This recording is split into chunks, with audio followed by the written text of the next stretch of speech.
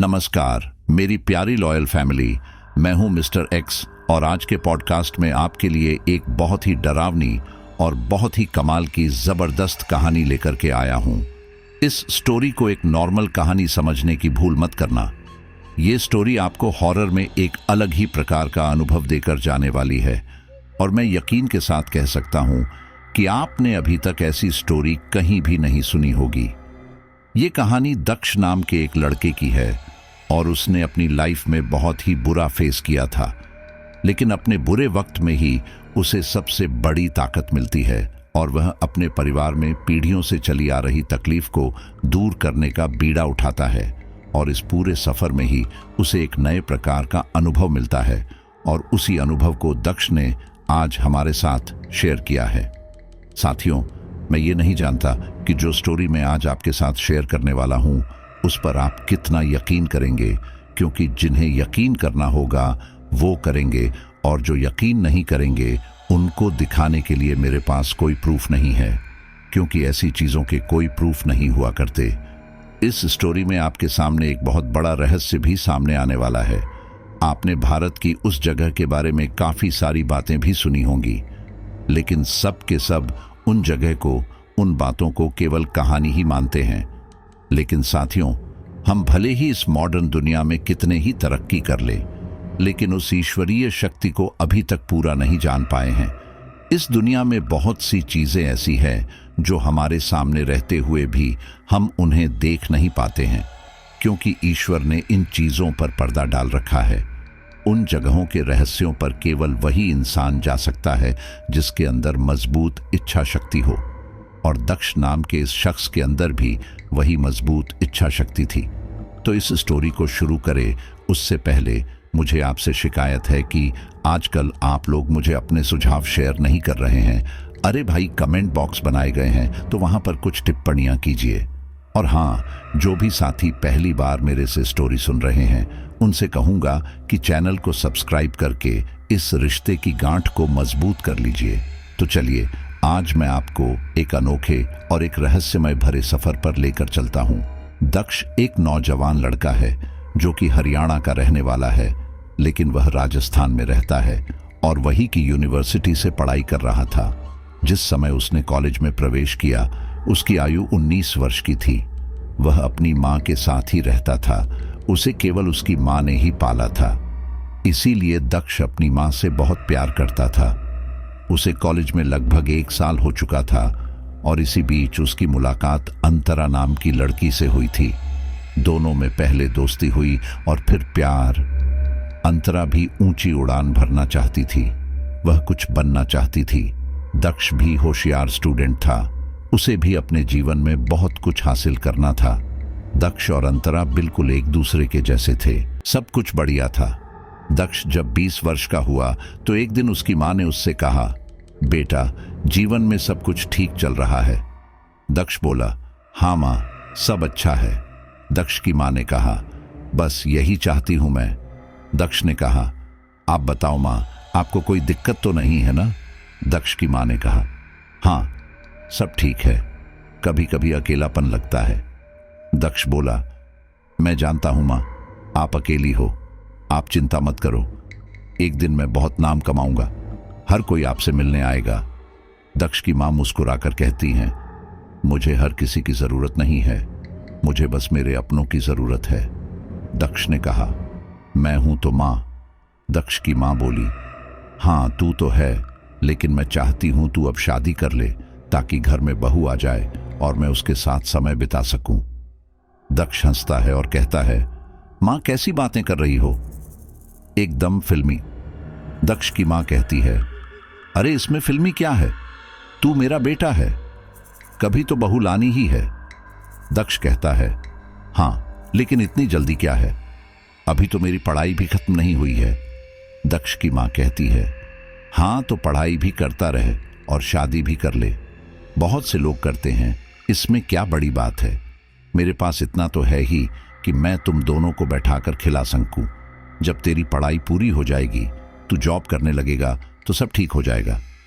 दक्ष अब थोड़ा सीरियस हो चुका था। वह कहता है, माँ, ये आप कैसी बातें कर रही हैं? अभी मेरी उम्र ही क्या है, अभी मैं 21 साल का भी नहीं हुआ हूं। आजकल 25 से पहले तो वैसे भी कोई शादी नहीं कर रहा, और आप कह रही हैं कि मैं शादी कर लूं। दक्ष की मां कहती हैं, अभी तू ही मुझसे कह रहा था कि कोई दिक्कत तो नहीं है। जब मैंने अपनी दिक्कत बता दी तो तू बहाने कर रहा है। दक्ष कहता है, अरे ऐसा नहीं है मां, लेकिन मुझे अच्छा थोड़ी लगेगा कि मैं बिन कमाई बहू ले आऊं और उसे मेरी मां पाले। दक्ष की मां कहती है, अरे कोई दिक्कत नहीं है, हमारे पास इतनी जायदाद है कि मैं कुछ साल तुम लोगों को आराम से रख सकती हूं। दक्ष शांत खड़ा था। दक्ष की मां कहती हैं, क्या तुझे कोई लड़की पसंद है? तेरे कॉलेज में भी लड़कियां पढ़ती हैं ना? इस बात पर दक्ष नजर चुराने लगता है तो उसकी मां समझ जाती है कि दक्ष की जिंदगी में जरूर कोई लड़की है। वह पूछती हैं, बता दे, अगर कोई लड़की है तो मैं उससे तेरी शादी करा दूंगी। यह सुनकर दक्ष को काफी खुशी होती है। वह अपनी मां को अंतरा के बारे में बता देता है। दक्ष की मां कहती है, बस इतनी सी बात है। यह तो अच्छी बात है कि तुझे खुद ही कोई लड़की पसंद आ गई। मुझे ज्यादा मेहनत नहीं करनी पड़ेगी। तू उससे पूछकर बताना मैं उसके माँ बाप से कब मिलूं। ये बात वहीं खत्म हो जाती है और दक्ष की माँ सोचती है, चलो अब कोई टेंशन की बात नहीं है, दक्ष जल्दी से शादी कर लेगा। लेकिन जब दक्ष अंतरा से इस बारे में बात करता है तो अंतरा काफी हैरान रह जाती है, क्योंकि वह शादी के लिए अभी तैयार नहीं थी। वह कहती है, दक्ष तुम्हारा दिमाग तो ठीक है, हमने अभी अभी कॉलेज ज्वाइन किया है, अभी हम ठीक से मैच्योर भी नहीं हुए हैं। दक्ष कहता है, लेकिन हम रिलेशनशिप में है, क्योंकि हम मैच्योर हैं, हम बच्चे थोड़ी ना हैं। अंतरा कहती है, चलो ठीक है, मान लेती हूं मैच्योर हैं, लेकिन इतने नहीं कि शादी जैसी जिम्मेदारी को संभाल सके। शादी कोई खेल तमाशा तो नहीं है, ये पूरी लाइफ की बात है। हम इतनी जल्दी शादी का फैसला कैसे ले सकते हैं? दक्ष कहता है, क्या मतलब, क्या तुम मुझसे प्यार नहीं करती? यार, हमें 8 महीने होने जा रहे हैं, हम एक दूसरे को अच्छी तरह जान चुके हैं। अंतरा कहती है, 8 महीने में कोई किसी को नहीं जान सकता। इस बीच हम अपनी पढ़ाई भी करते हैं, अपने घर पर भी रहते हैं, कॉलेज में हम कुछ वक्त ही साथ रहते हैं, वो भी 1 या 2 घंटा। इतना समय काफी नहीं है। और देखो, दूसरी बात, मैं अभी शादी नहीं करना चाहती हूं। मुझे अपनी लाइफ में बहुत कुछ अचीव करना है। अगर मैंने शादी कर ली तो उन सब से मेरा ध्यान हट जाएगा, इसलिए सॉरी। तुम अपनी मां को समझाओ कि वह बाद में ही तुम्हारी शादी करे। यह सुनकर दक्ष को बिल्कुल भी अच्छा नहीं लगता, लेकिन वह अंतरा को फोर्स भी तो नहीं कर सकता था। दक्ष अपनी मां से सारी बात बता देता है और अपनी मां को ही समझाता है। मां, इस जमाने में कोई भी 20 साल की उम्र में शादी नहीं कर रहा, क्योंकि सभी लोग अपने लक्ष्य को पाने में लगे हुए हैं, और मैं भी वही कर रहा हूं। अंतरा अभी कुछ करना चाहती है और मैं उससे प्यार करता हूं, इसलिए उसे फोर्स नहीं कर सकता, उसका सपोर्ट करता हूं। ये बात सुनकर दक्ष की मां को भी धक्का लगता है। उस दिन दक्ष और उसकी मां में थोड़ी बहस होने लगी थी, क्योंकि दक्ष बाद में शादी करने की जिद कर रहा था और उसकी मां को अभी शादी करनी थी। दक्ष समझ नहीं पा रहा था कि आखिर उसकी मां इतनी जिद क्यों कर रही हैं। धीरे धीरे वो बहस झगड़े में बदल गई। वो पहली बार था जब दक्ष और उसकी मां के रिश्तों में खटास आई थी। उस दिन के बाद से दक्ष अपनी मां से कटा कटा रहने लगा था। धीरे धीरे दिन बीत रहे थे। जब भी दक्ष की मां उससे बात करने की कोशिश करती, वो बातों को टाल देता, क्योंकि उसे भी डर था कि कहीं उसकी मां फिर से शादी की जिद न कर बैठे। वहीं दूसरी तरफ अंतरा ने भी दक्ष से मिलना जुलना बंद कर दिया था। दक्ष को अंतरा से ये उम्मीद नहीं थी, इसलिए दक्ष थोड़ा मेंटली डिस्टर्ब था। अंतरा से दूर जाने की वजह वो अपनी मां को मानता था। धीरे धीरे वो दिन करीब आ रहा था जब दक्ष 21वें वर्ष में कदम रखने जा रहा था। जैसे जैसे दिन आगे बढ़ रहे थे, वैसे वैसे दक्ष की मां की चिंता भी बढ़ती जा रही थी। एक दिन दक्ष की मां दक्ष के ना चाहते हुए भी उससे शादी का जिक्र दोबारा कर देती है और फिर से दोनों में तीखी बहस शुरू हो जाती है। दक्ष की मां देखती है कि दक्ष उनकी बात समझने को तैयार नहीं है तो वो गुस्से में कहती है, तुझे मेरे फैसले पर शक है ना? आखिर मैं तेरी शादी जल्दी क्यों कराना चाह रही हूं? तो चल मेरे साथ, आज तुझे वो सच बता के ही रहूंगी जो इतने सालों से छिपाया हुआ था। ये सुनकर दक्ष शांत हो जाता है, पूछता है, सच? कैसा सच? दक्ष की मां कहती है, हां, हमें अभी पंचकुला जाना होगा। दक्ष कहता है, लेकिन अभी क्यों? दक्ष की मां कुछ नहीं कहती हैं। वो अपने कपड़े बदलती हैं, कुछ पैसे लेती हैं, दक्ष का हाथ पकड़कर ले जाती है। ये लोग उसी रात पंचकुला के लिए निकल जाते हैं। पूरे सफर में दक्ष और उसकी मां शांत थे। वे एक दूसरे से बात नहीं करते। अगले दिन ये लोग पंचकुला पहुंच जाते हैं। दक्ष की मां दक्ष को शहर से दूर एक कोठी में ले जाती है जो कि वीरान पड़ी थी। आसपास घासें उग आई थीं। कोठी के बाहर एक गार्ड बैठा था जो कि बहुत ही अधेड़ उम्र का था। उसका नाम मोहन था।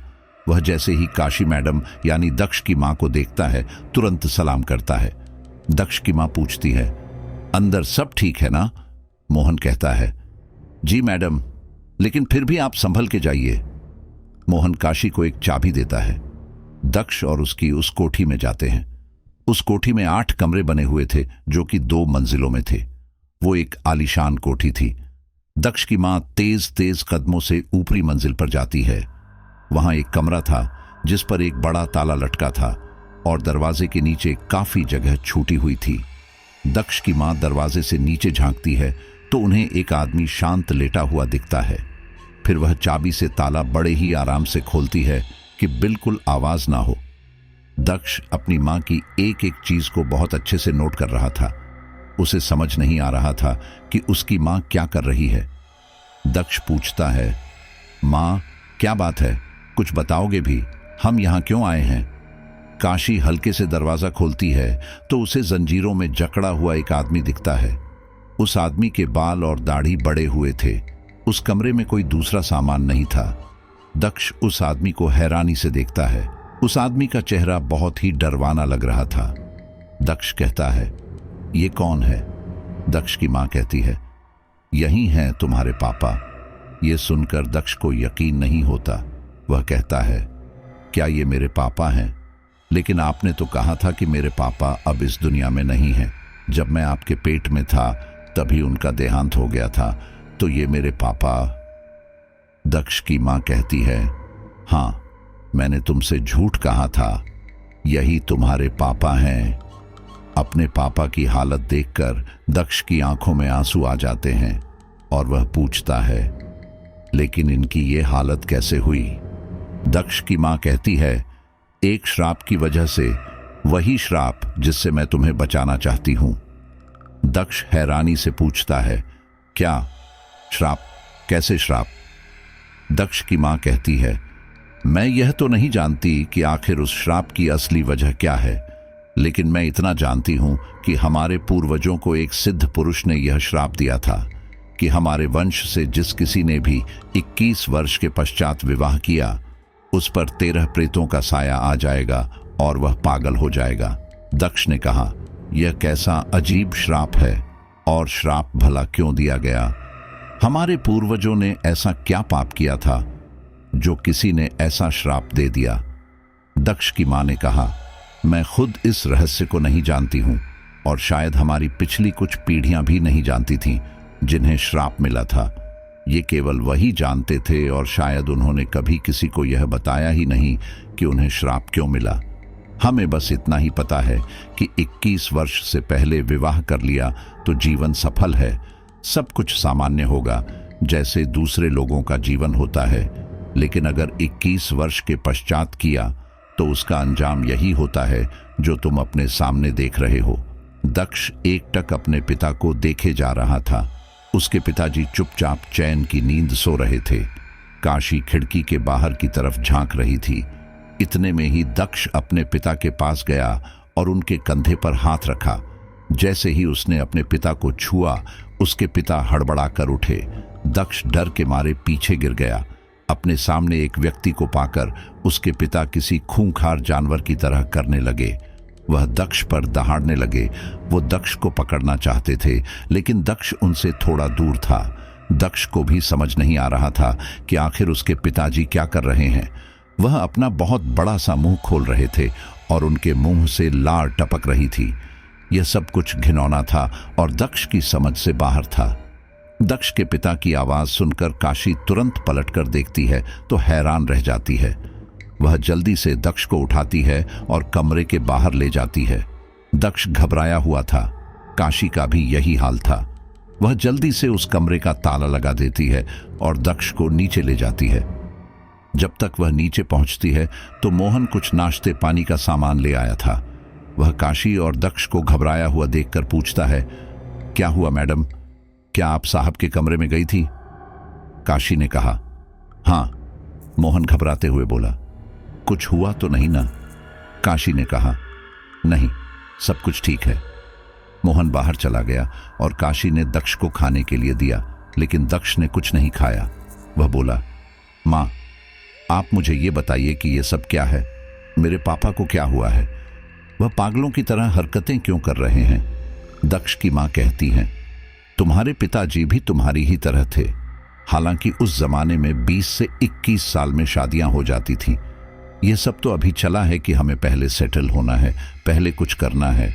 अभी हमारी उम्र नहीं है, उसके बाद ही शादी करेंगे। लेकिन कुछ सालों पहले 20-21 की उम्र शादी के लिए बुरी नहीं थी। तुम्हारे पिताजी चंद्रशेखर की भी यही जिद थी कि वह जल्दी शादी नहीं करना चाहते। उनके घर वालों ने भी उन पर बहुत प्रेशर डाला था कि वह 21 से पहले ही शादी कर लें या 21 होने तक कर ले। लेकिन उन पर भी तुम्हारी तरह ही भूत सवार था। वह भी तुम्हारी तरह जिद्दी थे। वह 21 के हो चुके थे जब उन्हें श्राप का पता चला।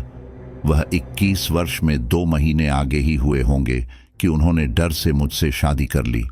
घर वालों ने भी यही सोचकर शादी कर दी कि 21 वर्ष हुए, 2 महीने हो चुके हैं, अब भी सब कुछ ठीक है, इसलिए शायद आगे कोई परेशानी नहीं होगी। लेकिन नहीं, ऐसा नहीं था। शादी के पहले महीने ही मेरे पेट में तुम ठहर गए थे। फिर धीरे धीरे हालात बिगड़ते चले गए। शादी के कुछ दिनों तक सब कुछ ठीक था। हमारे परिवार में केवल तुम और मैं ही नहीं थे। हमारा तो एक बहुत बड़ा परिवार था जिसमें कई रिश्ते नाते थे। केवल तुम्हारे दादा दादी नहीं, बल्कि तुम्हारे परदादा और परदादी भी मौजूद थे। तुम्हारे ताऊ चाचा भी थे। ताऊ जी की पत्नी और उनके 2 बच्चे थे। जब यह खबर मैंने घर पर बताई कि मैं गर्भवती हूं तो सभी लोग बहुत खुश हुए। उस समय तो मैं भी किसी श्राप के बारे में नहीं जानती थी। लेकिन दिन ब दिन तुम्हारे पिता का व्यवहार बदलता जा रहा था। जब वे अकेले होते थे तो बहुत डरते थे। वैसे तो तुम्हारे पिताजी अच्छे खासे पढ़े लिखे थे, लेकिन यहाँ गांव में हमारी बहुत जमीन जायदाद थी, इसलिए उन्होंने जमीन संभालने का काम ही अपनाया। एक दिन दोपहर का समय था। घर के सभी लोग खाना पीना खाकर आराम कर रहे थे। तुम्हारे पिताजी खेत पर कुछ आदमियों को पैसे देने के लिए गए थे। जब वह दोपहर के समय वापस लौटे तो पसीने से भीगे हुए थे। वह भागकर घर में घुसे और सीधे कमरे में जाकर बैठ गए। उन्होंने कमरे के अंदर से कुंडी लगा ली थी। उन्हें इस तरह से डरा हुआ देख मैं भी जल्दी से उनके पीछे गई, लेकिन दरवाज़ा बंद था। मैंने उनसे दरवाज़ा खोलने के लिए कहा, लेकिन उन्होंने दरवाज़ा नहीं खोला। काफ़ी देर बाद जब मुझे उनकी हालत ठीक नहीं लगी तो मैंने बड़े भाई साहब को उनके बारे में बताया।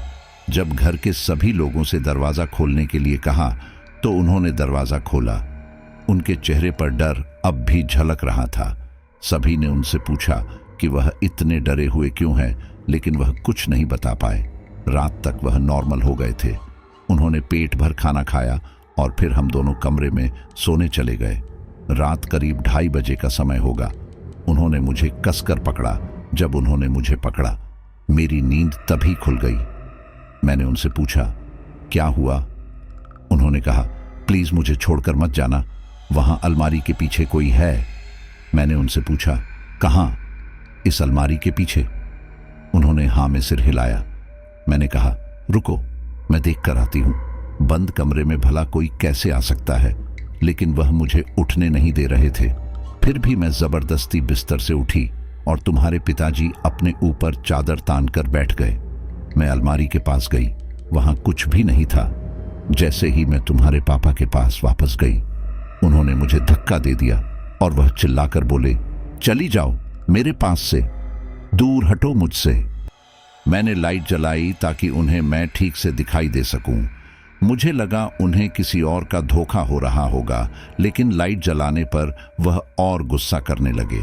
वह बोले, इस लाइट को बंद करो, बंद करो, नहीं तो मैं तुम्हें मार दूंगा, चली जाओ यहां से। मुझे समझ नहीं आ रहा था कि उन्हें क्या हो रहा है।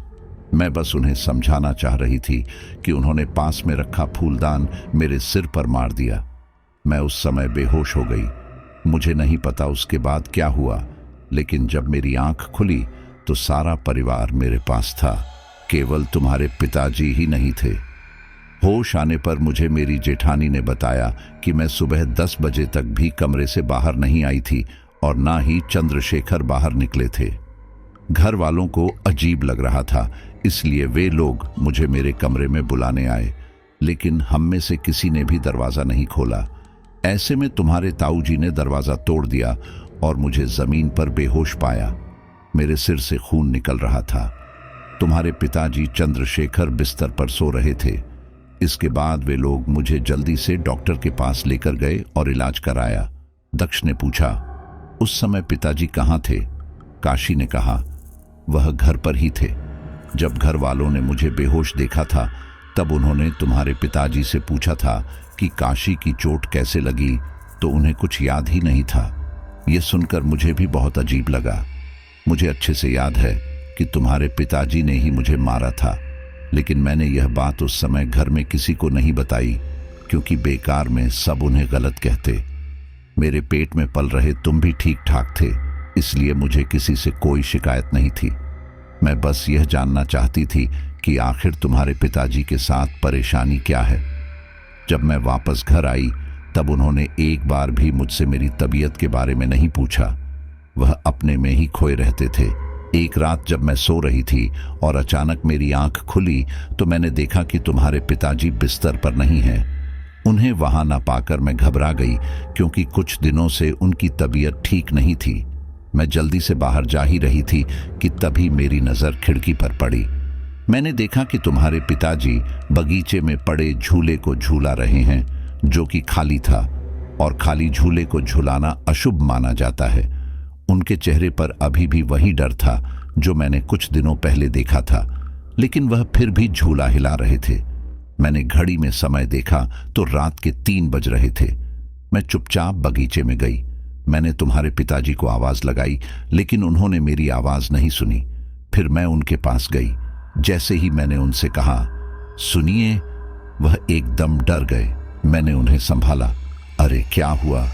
डर क्यों गए? मैं हूं आपकी पत्नी काशी। फिर वह सामान्य हो गए, जैसे कि बेहोशी से वापस आए हों। मैंने उनसे कहा, आप इतनी रात को यहां क्या कर रहे हैं? चलिए कमरे में चलिए। वह शांत थे और चुपचाप मेरे साथ कमरे में आ गए। बार बार उनकी आंखें ऐसे चकमका रही थीं जैसे वह किसी को देख रहे हैं या उनके साथ कोई है। मैंने उन्हें बिस्तर पर लेटा दिया और चादर ढक दी। मैं वापस खिड़की के पास जाकर खड़ी हुई। उस समय झूला शांत था, लेकिन अचानक ही वह झूला फिर से हिलने लगा। मैंने आसपास देखा, हवा भी नहीं चल रही थी, पेड़ का एक पत्ता भी नहीं हिल रहा था, लेकिन वह झूला अपने आप हिल रहा था। यह देखकर मैं डर गई। मैंने तुरंत खिड़की बंद की और बिस्तर पर आकर लेट गई। अब मुझे शक हो चला था कि जरूर इन्हें कोई आत्मा दिखाई देती है जो इन्हें परेशान कर रही है। मैंने अगले दिन नाश्ते के बाद इनसे पूछा, क्या आपको कोई बात परेशान कर रही है? तुम्हारे पिताजी ने कहा, नहीं, मुझे तो कोई परेशानी नहीं है। क्यों, क्या हुआ?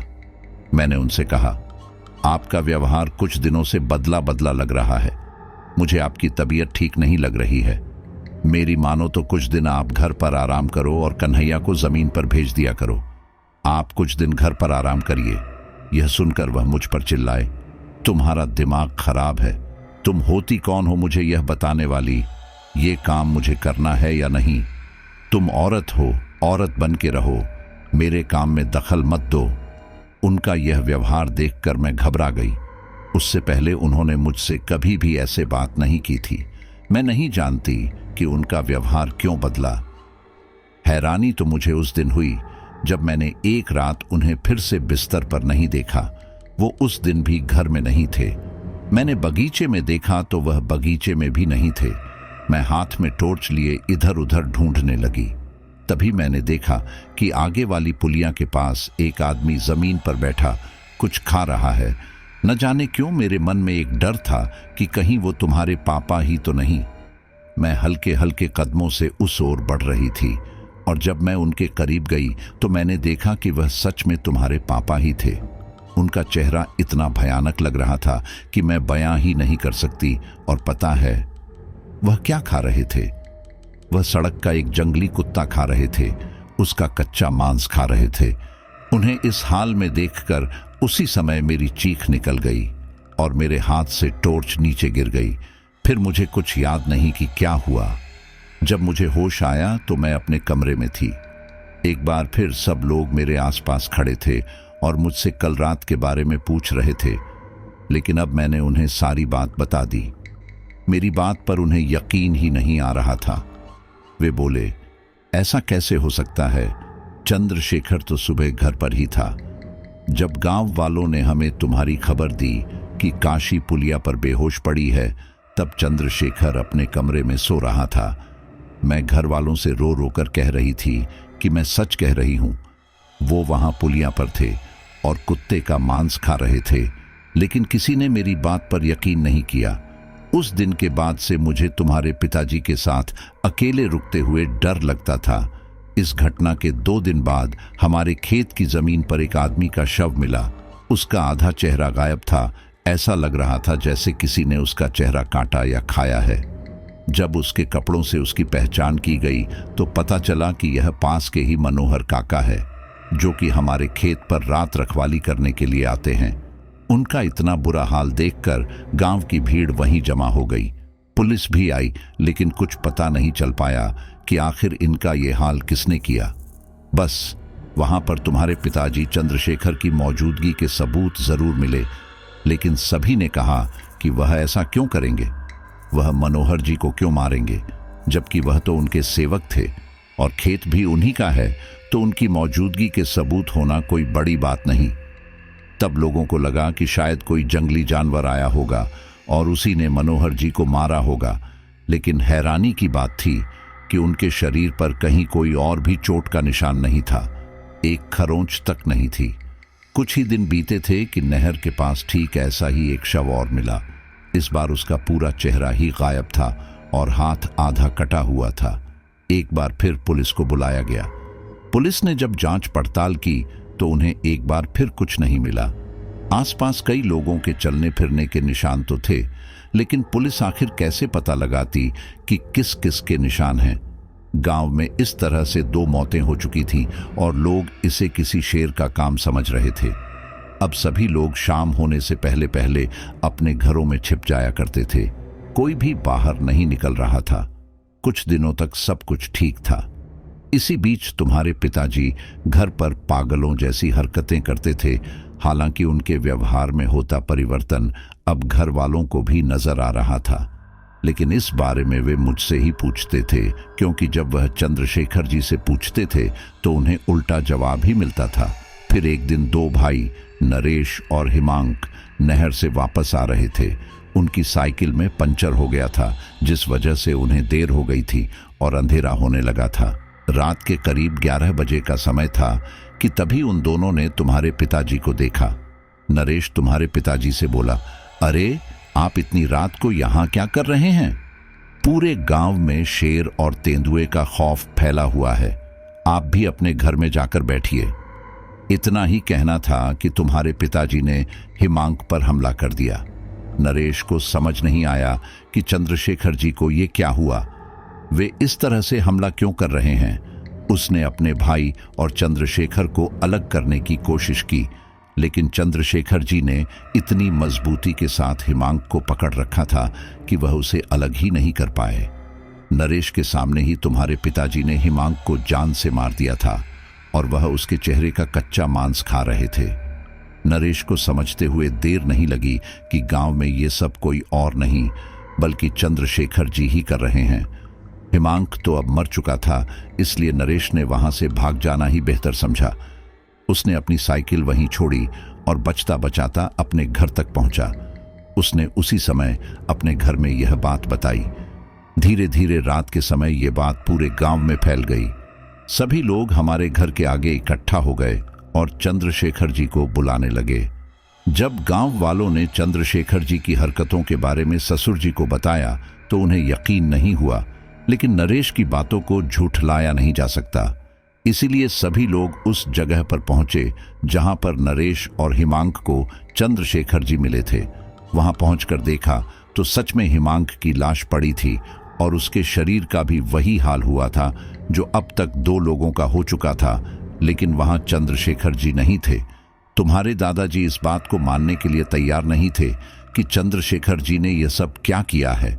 वह अभी भी यही कह रहे थे कि चंद्रशेखर तो यहां नहीं है ना, तो हम कैसे मान लें कि चंद्रशेखर ने ही यह सब किया है। तभी तुम्हारे ताऊ जी ने कहा, और वो इतनी रात को यहां क्या करने आएगा? ये देखो, यह इसकी पत्नी है काशी, इससे ही पूछो, वो तो इसके साथ सोया हुआ था। उस समय घर वालों को लग रहा था कि मैं उनका साथ दूंगी, जबकि उन्होंने एक बार भी मुझसे नहीं पूछा था कि चंद्रशेखर कहाँ है, क्या वह तुम्हारे साथ था या नहीं। और वो मेरे साथ थे ही नहीं, और इसीलिए मैंने झूठ नहीं बोला। मैंने सबको यही बताया कि मुझे नहीं पता कि वह कहाँ थे।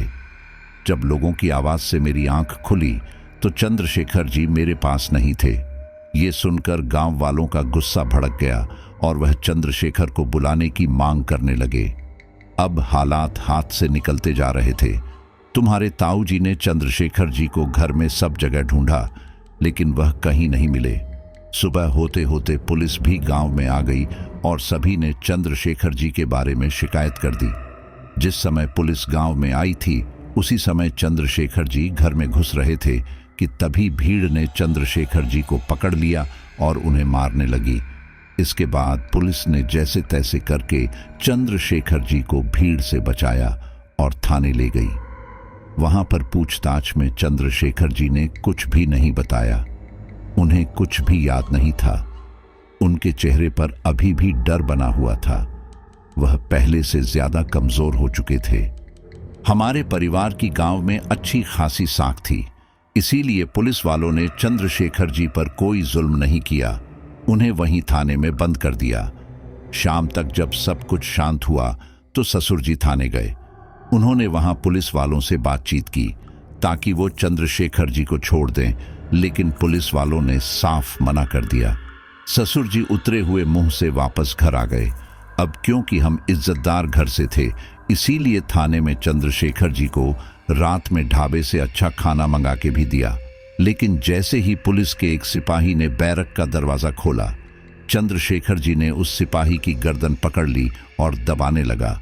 जब तक बाकी के सिपाही उस बैरक में जा पाते तो बैरक का दरवाजा अपने आप बंद हो चुका था। सब लोग दरवाजा खोलने की कोशिश करते हैं, लेकिन दरवाजा नहीं खुलता। उधर चंद्रशेखर जी हवा में उड़ते हुए उस सिपाही को बार बार जमीन पर पटक रहे थे। अंत में चंद्रशेखर जी के नाखून अपने आप बड़े होते चले गए। उन्होंने जमीन पर पड़े सिपाही के मुंह को नोचा और खाने लगे। वो बेचारा सिपाही तड़पता रहा, चीखता रहा, चिल्लाता रहा, लेकिन कोई भी उसकी मदद नहीं कर पाया। ये नजारा देखकर सारे सिपाही पीछे हट गए। थानेदार ने बताया था कि चंद्रशेखर दरवाजे से काफी दूर खड़े थे और दरवाजा अपने आप खुल गया। वो ये देखकर हैरान थे कि दरवाजा अपने आप कैसे खुल सकता है। सभी को भूत प्रेत का मामला लगा, इसलिए कोई कुछ नहीं बोला। चंद्रशेखर जी चुपचाप थाने से निकलकर घर आ गए। जब वे घर आए तो उनका मुंह खून से सना हुआ था।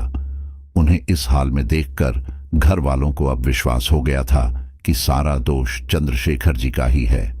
कुछ ही देर में थाने से 2 सिपाही आए और उन्होंने हमें चंद्रशेखर जी के बारे में बताया। हमने भी उनसे कहा कि वह अपने कमरे में गए हैं। उनमें से एक सिपाही बोला, आप लोगों से विनती है कि इन्हें घर में ही रखें या बांध दें। यह आम लोगों के लिए खतरा है। इन्होंने हमारे सिपाही को भी तड़पा तड़पा कर मार दिया। उस सिपाही ने हमें सारी बात बताई। अब तो मैं भी उनके कमरे में जाने से डर रही थी। वो रात काफी भयानक थी। सभी डर रहे थे कि चंद्रशेखर जी को क्या हुआ है। मैंने पिताजी से कहा, जरूर इन पर किसी भूत का साया है जो इनसे ये सब करवा रहा है, वरना ये तो अंडे से भी दूर भागते थे, तो किसी इंसान का मांस कैसे खा सकते हैं। हमें जरूर किसी अच्छे पंडित को दिखाना चाहिए। घर वाले भी यही कहते हैं कि हाँ, हम कल ही किसी पंडित को दिखाएंगे। अगले दिन मेरे सास ससुर और मैं पास के ही मंदिर में पंडित जी से मिलने गए। वहां मैंने उन्हें सारी कहानी सुनाई। उन्होंने कहा कि ठीक है, वह उनके साथ उनके घर चलते हैं। लेकिन जब हम घर पहुंचे तो हमारे सामने 4 लाशें पड़ी थीं। वे चारों लाशें तुम्हारे ताऊ-ताई जी और उनके बच्चों की थी। उनका चेहरा भी उसी तरह गायब था जैसा अब तक और लोगों का गायब हुआ था। हम समझ गए कि यह चंद्रशेखर जी का ही काम है। पंडित जी ने घर में घुसते ही बता दिया था कि इस घर में एक नहीं, बहुत सारी आत्माओं का निवास है, और वह आत्माएं कोई साधारण आत्माएं नहीं है, बल्कि बुरी प्रेत आत्माएं हैं। पंडित जी ने कहा, इस समय यहां रुकना खतरे से खाली नहीं है। इस घर को ताला लगाओ और यहां से निकलो। हमारे घर में 2 नौकर भी काम करते थे। हमने उसी समय उन लोगों को भी छुट्टी दे दी और मैं तुम्हारे दादा दादी के साथ बाहर आ गई। उस पंडित जी ने कहा, चंद्रशेखर जी जिस समय सामान्य होंगे मैं तभी कुछ कर सकता हूं। मैंने कहा, लेकिन हमें कैसे पता चलेगा कि वह कब सामान्य है? उनका व्यवहार तो हमेशा अजीब रहता है। उन्होंने कहा, जब दिन के समय सूरज बिल्कुल सिर पर होगा उस समय वह आत्माएं पूरी तरह से निष्क्रिय रहेंगी। मैं उसी समय चंद्रशेखर से मिलूंगा, इसलिए अब मैं जा रहा हूं, कल आऊंगा। इतना कहकर पंडित जी उस समय वहां से चले गए। हमने पड़ोस के ही एक घर में बाकी का समय बिताया। अगली दोपहर जब पंडित जी आए तो हम लोग अपने घर गए। चंद्रशेखर जी पूरे घर में परिवार वालों को ढूंढ रहे थे। लाशें अभी भी घर में पड़ी थीं। घर कब्रिस्तान लग रहा था। चंद्रशेखर जी उन लाशों के पास बैठकर रो रहे थे। जैसे ही हमने घर में प्रवेश किया, वह हमें देखकर भागकर हमारे पास आए और बोले, तुम लोग कहां चले गए थे और ये सब किसने किया? वह इस तरह से व्यवहार कर रहे थे जैसे उन्हें कुछ याद ही नहीं है। उस समय हमने उनसे कुछ भी नहीं कहा। हम बिल्कुल शांत थे। पंडित जी ने चंद्रशेखर जी से कहा, बेटा यहां आओ, मेरे पास बैठो। पंडित जी ने चंद्रशेखर जी को जमीन पर बैठा दिया। उसके बाद पंडित जी ने दूब घास को उनके ऊपर से 7 बार उतारा और उस पर आग लगा दी। जैसे ही आग बुझी तो वह घास लाल हो गई। पंडित जी ने इसी तरह कम से कम 13-14 बार यह प्रक्रिया की। हर बार आग बुझने के बाद वह घास लाल पड़ जाती, लेकिन जब 14वीं बार घास उतारी तो वह राख ही बन गई। अब उन्होंने यह प्रक्रिया बंद कर दी और बोले, चंद्रशेखर पर 13 प्रेत आत्माओं का साया है जो कि बहुत दुष्ट हैं। इन्हें रोज इंसान का मांस और खून चाहिए। अगर इन्हें रोज नहीं मिला तो ये पागल हो जाएगा हमेशा हमेशा के लिए। यह सुनकर हम सभी हैरान हो गए कि यह सब क्या है। तभी तुम्हारी दादी ने कहा, यह सब कुछ उसी श्राप की वजह से है। हमें चंद्रशेखर की शादी नहीं करनी चाहिए थी। अब देख लो क्या क्या भुगतना पड़ रहा है। तभी पंडित जी ने कहा, तुम कौन से श्राप की बात कर रही हो? इस पर तुम्हारी दादी ने अब तक की सारी बात बता दी कि किस तरह से उन्हें एक श्राप मिला हुआ है, लेकिन वह ये नहीं जानती कि इस श्राप की असली वजह क्या है। आखिर ऐसा कौन सा पाप हुआ था हमारे पूर्वजों से? पंडित जी कहते हैं, ठीक है, मैं पता लगाने की कोशिश करता हूं और मैं यह भी पता लगाऊंगा कि क्या इस श्राप को खत्म किया जा सकता है। इसके बाद पंडित जी चंद्रशेखर जी के कुछ कपड़े लेकर वहां से चले गए। पंडित जी लगभग 1 हफ्ते बाद वापस आए और उन्होंने बताया, यह श्राप जिस किसी ने भी दिया है वह एक बहुत बड़ा साधक था या कोई सिद्ध पुरुष था। इस श्राप का तोड़ केवल एक ही तरीके से किया जा सकता है। उसके लिए तुम्हारे वंश के किसी लड़के को सिद्ध आश्रम यानी कि ज्ञानगंज, जो कि एक रहस्यमय और गुप्त जगह है, वहां जाना होगा। दक्ष ने पूछा, ये कैसी जगह है और कहां है? उसकी मां ने कहा, यह शांग्री-ला घाटी में है, जो कि तिब्बत और अरुणाचल प्रदेश के बीच में स्थित है। इस घाटी का सीधा संबंध दूसरे लोक से है। उस लोक में जाकर ही इस श्राप के बारे में पता भी लगाया जा सकता है और इसे खत्म भी किया जा सकता है। दक्ष पूछा। तो फिर दिक्कत क्या है? क्या कोई वहां नहीं जा सकता? दक्ष की मां ने कहा, वहां जाना इतना आसान नहीं है। आम व्यक्ति तो वहां जा ही नहीं सकता। वह जगह इतनी रहस्यमय है कि उसके बारे में किसी को भी नहीं पता। शायद बहुत बड़े संत ही उसके बारे में बता सकते हैं, और आज तक मुझे कोई ऐसे साधु या संत नहीं मिले जो मुझे उसके बारे में जानकारी दे सकें। मैं उसके बारे में केवल रहस्यमयी जानकारी ही जानती हूँ। उस घाटी में भूहीनता का प्रभाव बना रहता है, यानी वह घाटी वायुमंडल के चौथे आयाम से प्रभावित रहती है। तिब्बत के एक मशहूर विद्वान युत्सुंग कहते हैं कि इस घाटी का संबंध सीधे अंतरिक्ष से है। कई बार इंसान अपनी परेशानियों में ये भूल जाता है कि जिस पृथ्वी पर वो रह रहा है उससे बाहर भी कुछ है। एक पूरा ब्रह्मांड है, पृथ्वी जिसका छोटा सा हिस्सा है। मैंने यह भी सुना है कि ज्ञानगंज दुनिया का दरवाजा है, या फिर उसका जुड़ाव पृथ्वी से बाहर किसी दुनिया से है। कहते हैं कि इस जगह पर जो भी जाता है वो कभी वापस नहीं आ पाता, वैसे ही जैसे बरमूडा ट्रायंगल को लेकर कहा जाता है। दरअसल अरुणाचल और तिब्बत की सीमा पर जो पहाड़ियां या घाटी हैं, वहीं कहीं शांग्रीला घाटी भी है, लेकिन उसकी सही लोकेशन किसी को नहीं पता है। कहा जाता है कि चीनी सेना ने इस घाटी की सही लोकेशन तलाशने के लिए सब कुछ कर लिया, लेकिन उसे आज तक इसका सही लोकेशन नहीं पता चल सका। इसके साथ ही कई विदेशियों ने भी इसको खोजने का प्रयास किया, लेकिन आज तक कोई सफल नहीं हुआ, बल्कि कई लोग इसे ढूंढते हुए गायब जरूर हो गए। एक तिब्बती भाषा की किताब काल विज्ञान में भी इस जगह का जिक्र मिलता है। इस किताब के अनुसार इस घाटी में समय यानी काल का कोई असर नहीं दिखाई देता। वहीं कुछ लोग मानते हैं कि यहाँ रहने वाले योगियों की शारीरिक क्षमता और मानसिक चेतना इतनी बढ़ जाती है कि वो हजारों वर्षों तक जीवित रह सकते हैं। दक्ष पूछता है, तो क्या ये श्राप कभी खत्म नहीं होगा? दक्ष की मां ने कहा, अगर हमारे वंश का ही पुरुष उस ज्ञानगंज चला जाए तो शायद हो जाए। दक्ष ने पूछा, तो क्या अब तक किसी ने वहां जाने की नहीं सोची? दक्ष की मां ने कहा, अरे 2-3 लोगों ने उस रहस्यमयी घाटी में जाने की सोची थी और गए भी थे, लेकिन वे कभी वापस लौट कर ही नहीं आए और न ही कभी वो श्राप खत्म हुआ था।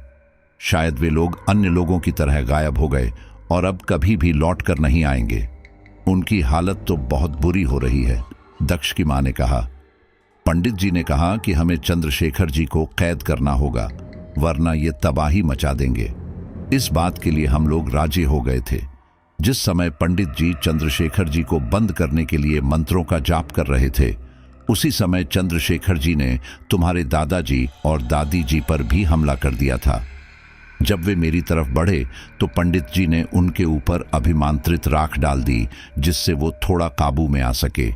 फिर उन्हें कमरे में बंद करके ताले को भी अभिमंत्रित कर दिया गया। मैं बिल्कुल अकेली हो चुकी थी। कुछ समय तक मैं अपने मायके में ही रही। पंडित जी भी इस समस्या का कोई हल नहीं बता सके। जब मेरे माँ बाप का भी देहांत हो गया तो मेरे भाई ने भी मुझे घर से निकाल दिया। तुम उस समय केवल 3 वर्ष के थे। मैंने घरों में काम करके तुम्हें पाला, पढ़ाया, लिखाया। जब मैंने देखा कि स्थिति और बुरी होती जा रही है तो मुझे वापस यहाँ आना पड़ा और इस घर से जायदाद के पेपर लेने पड़े। इसमें कुछ लोगों ने मेरी मदद की और मुझे इस कोठी पर अधिकार और पूरी जायदाद मिल गई। इस जरिए से मैंने तुम्हें आगे की पढ़ाई कराई और आज भी तुम्हें पाल रही हूं। मैं अक्सर तुम्हारे पिताजी को देखने के लिए आ जाया करती थी, साल में 1 या 2 बार, और इसीलिए मैंने मोहन काका को भी यहाँ रखा है ताकि कोई परेशानी हो तो वो मुझे बता दें। फिलहाल तुम्हारे पापा को केवल काबू किया गया है। कई लोगों ने कहा कि उन्हें मार दिया जाए, लेकिन उन्हें मारा भी नहीं जा सकता क्योंकि उन पर 13 प्रेत आत्माओं ने कब्जा कर रखा है। अगर वह अपनी जान भी दे देंगे तो भी उन आत्माओं से छुटकारा नहीं मिल पाएगा। ये लोग अभी बात कर ही रहे थे कि इन्हें चंद्रशेखर जी के चीखने चिल्लाने की आवाज आने लगती है। दक्ष सहम जाता है। वह कहता है, हमें ऊपर जाकर देखना चाहिए। काशी कहती है, नहीं नहीं, कभी वो हमें नुकसान ना पहुंचा दे। लेकिन दक्ष का मन नहीं मानता। उसने पहली बार अपने पापा को देखा था, इसीलिए वो अपने आप को रोक नहीं पाता और अपनी माँ से चाबी लेकर अपने पिताजी के कमरे में चला जाता है। वह अपने पापा का एक बहुत ही भयानक रूप देखता है। उसके पापा की आंखें बाहर निकल रही थीं। वह उसे गुस्से से घूर रहे थे। अचानक उनके हाथों के नाखून लंबे होने लगे।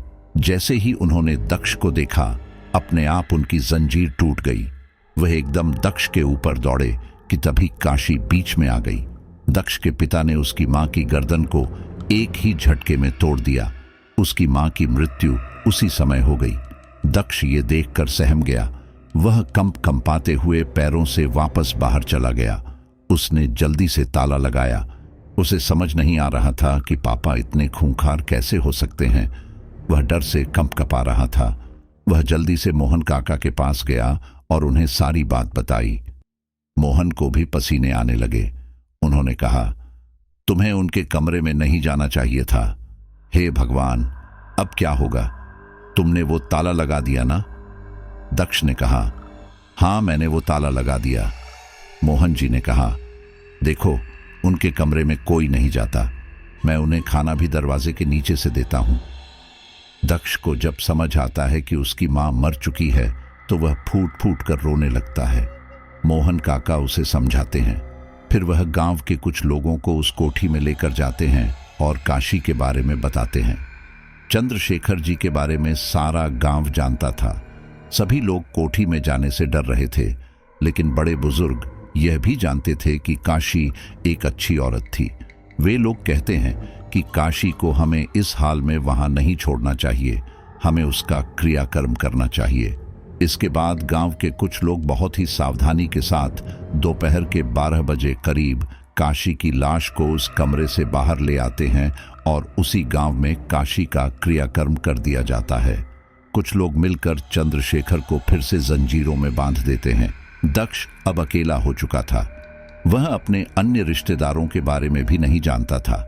गांव वाले लोग जब दक्ष से उसके रहने का पता पूछते हैं तो वह बता देता है कि वह जयपुर में रहता है और वहां भी उसका कोई नहीं है। फिलहाल उसकी पढ़ाई चल रही है। साथ ही गांव वाले यह भी जान चुके थे कि उनके वंश को कोई श्राप लगा हुआ है। एक बुजुर्ग आदमी दक्ष से कहता है, बेटा, जब तुम बता रहे हो कि तुम्हारी आयु 21 वर्ष की होने वाली है तो मेरी मानो कि तुम विवाह कर लो, इससे पहले कि तुम्हारा भी वही हाल हो जो तुम्हारे पिता का हुआ है। दक्ष को कुछ समझ नहीं आ रहा था कि वह क्या करे। उसे समझने वाली अब उसकी मां भी जिंदा नहीं थी। वह 1-2 दिन गांव में ही एक आदमी के घर रह रहा था। सभी लोग उससे अच्छा ही बर्ताव कर रहे थे, क्योंकि वह जानते थे कि इन सब में दक्ष की कोई गलती नहीं है, बल्कि अब तो वह बेसहारा है। दक्ष भी सोचता है कि गांव वालों की बात ठीक है, मुझे ज्यादा रिस्क नहीं लेना चाहिए और विवाह कर लेना चाहिए। वैसे भी अब मेरा इस दुनिया में कोई नहीं है। वह गांव वालों से कहता है, देखा जाए तो मेरा असली घर यही है, यहीं मेरा परिवार रहता था। मैं आपसे विनती करता हूं, अगर आपकी नज़र में कोई सही लड़की हो तो आप मेरा विवाह उससे करा दीजिए।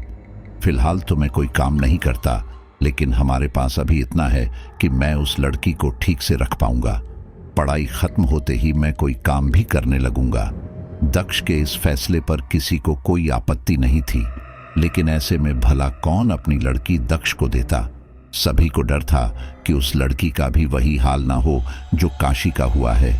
तभी एक गरीब किसान आगे आता है और कहता है कि वो अपनी लड़की की शादी दक्ष से कराने के लिए तैयार है, लेकिन वो लड़की बोल नहीं पाती थी। दक्ष को जब उस लड़की के बारे में बताया गया तो उसे अजीब लगा। उसे अपनी औकात बहुत ही छोटी लगी। उसने सोचा कि जिसका इस दुनिया में कोई नहीं होता, उसकी कोई वैल्यू नहीं होती। लेकिन फिर उसने इन सब से ऊपर उठकर सोचा कि जिस तरह मैं हालातों का मारा हूं, वैसे ही ये लड़की भी हालातों की मारी है। अगर अब शादी नहीं की तो पछताना पड़ेगा।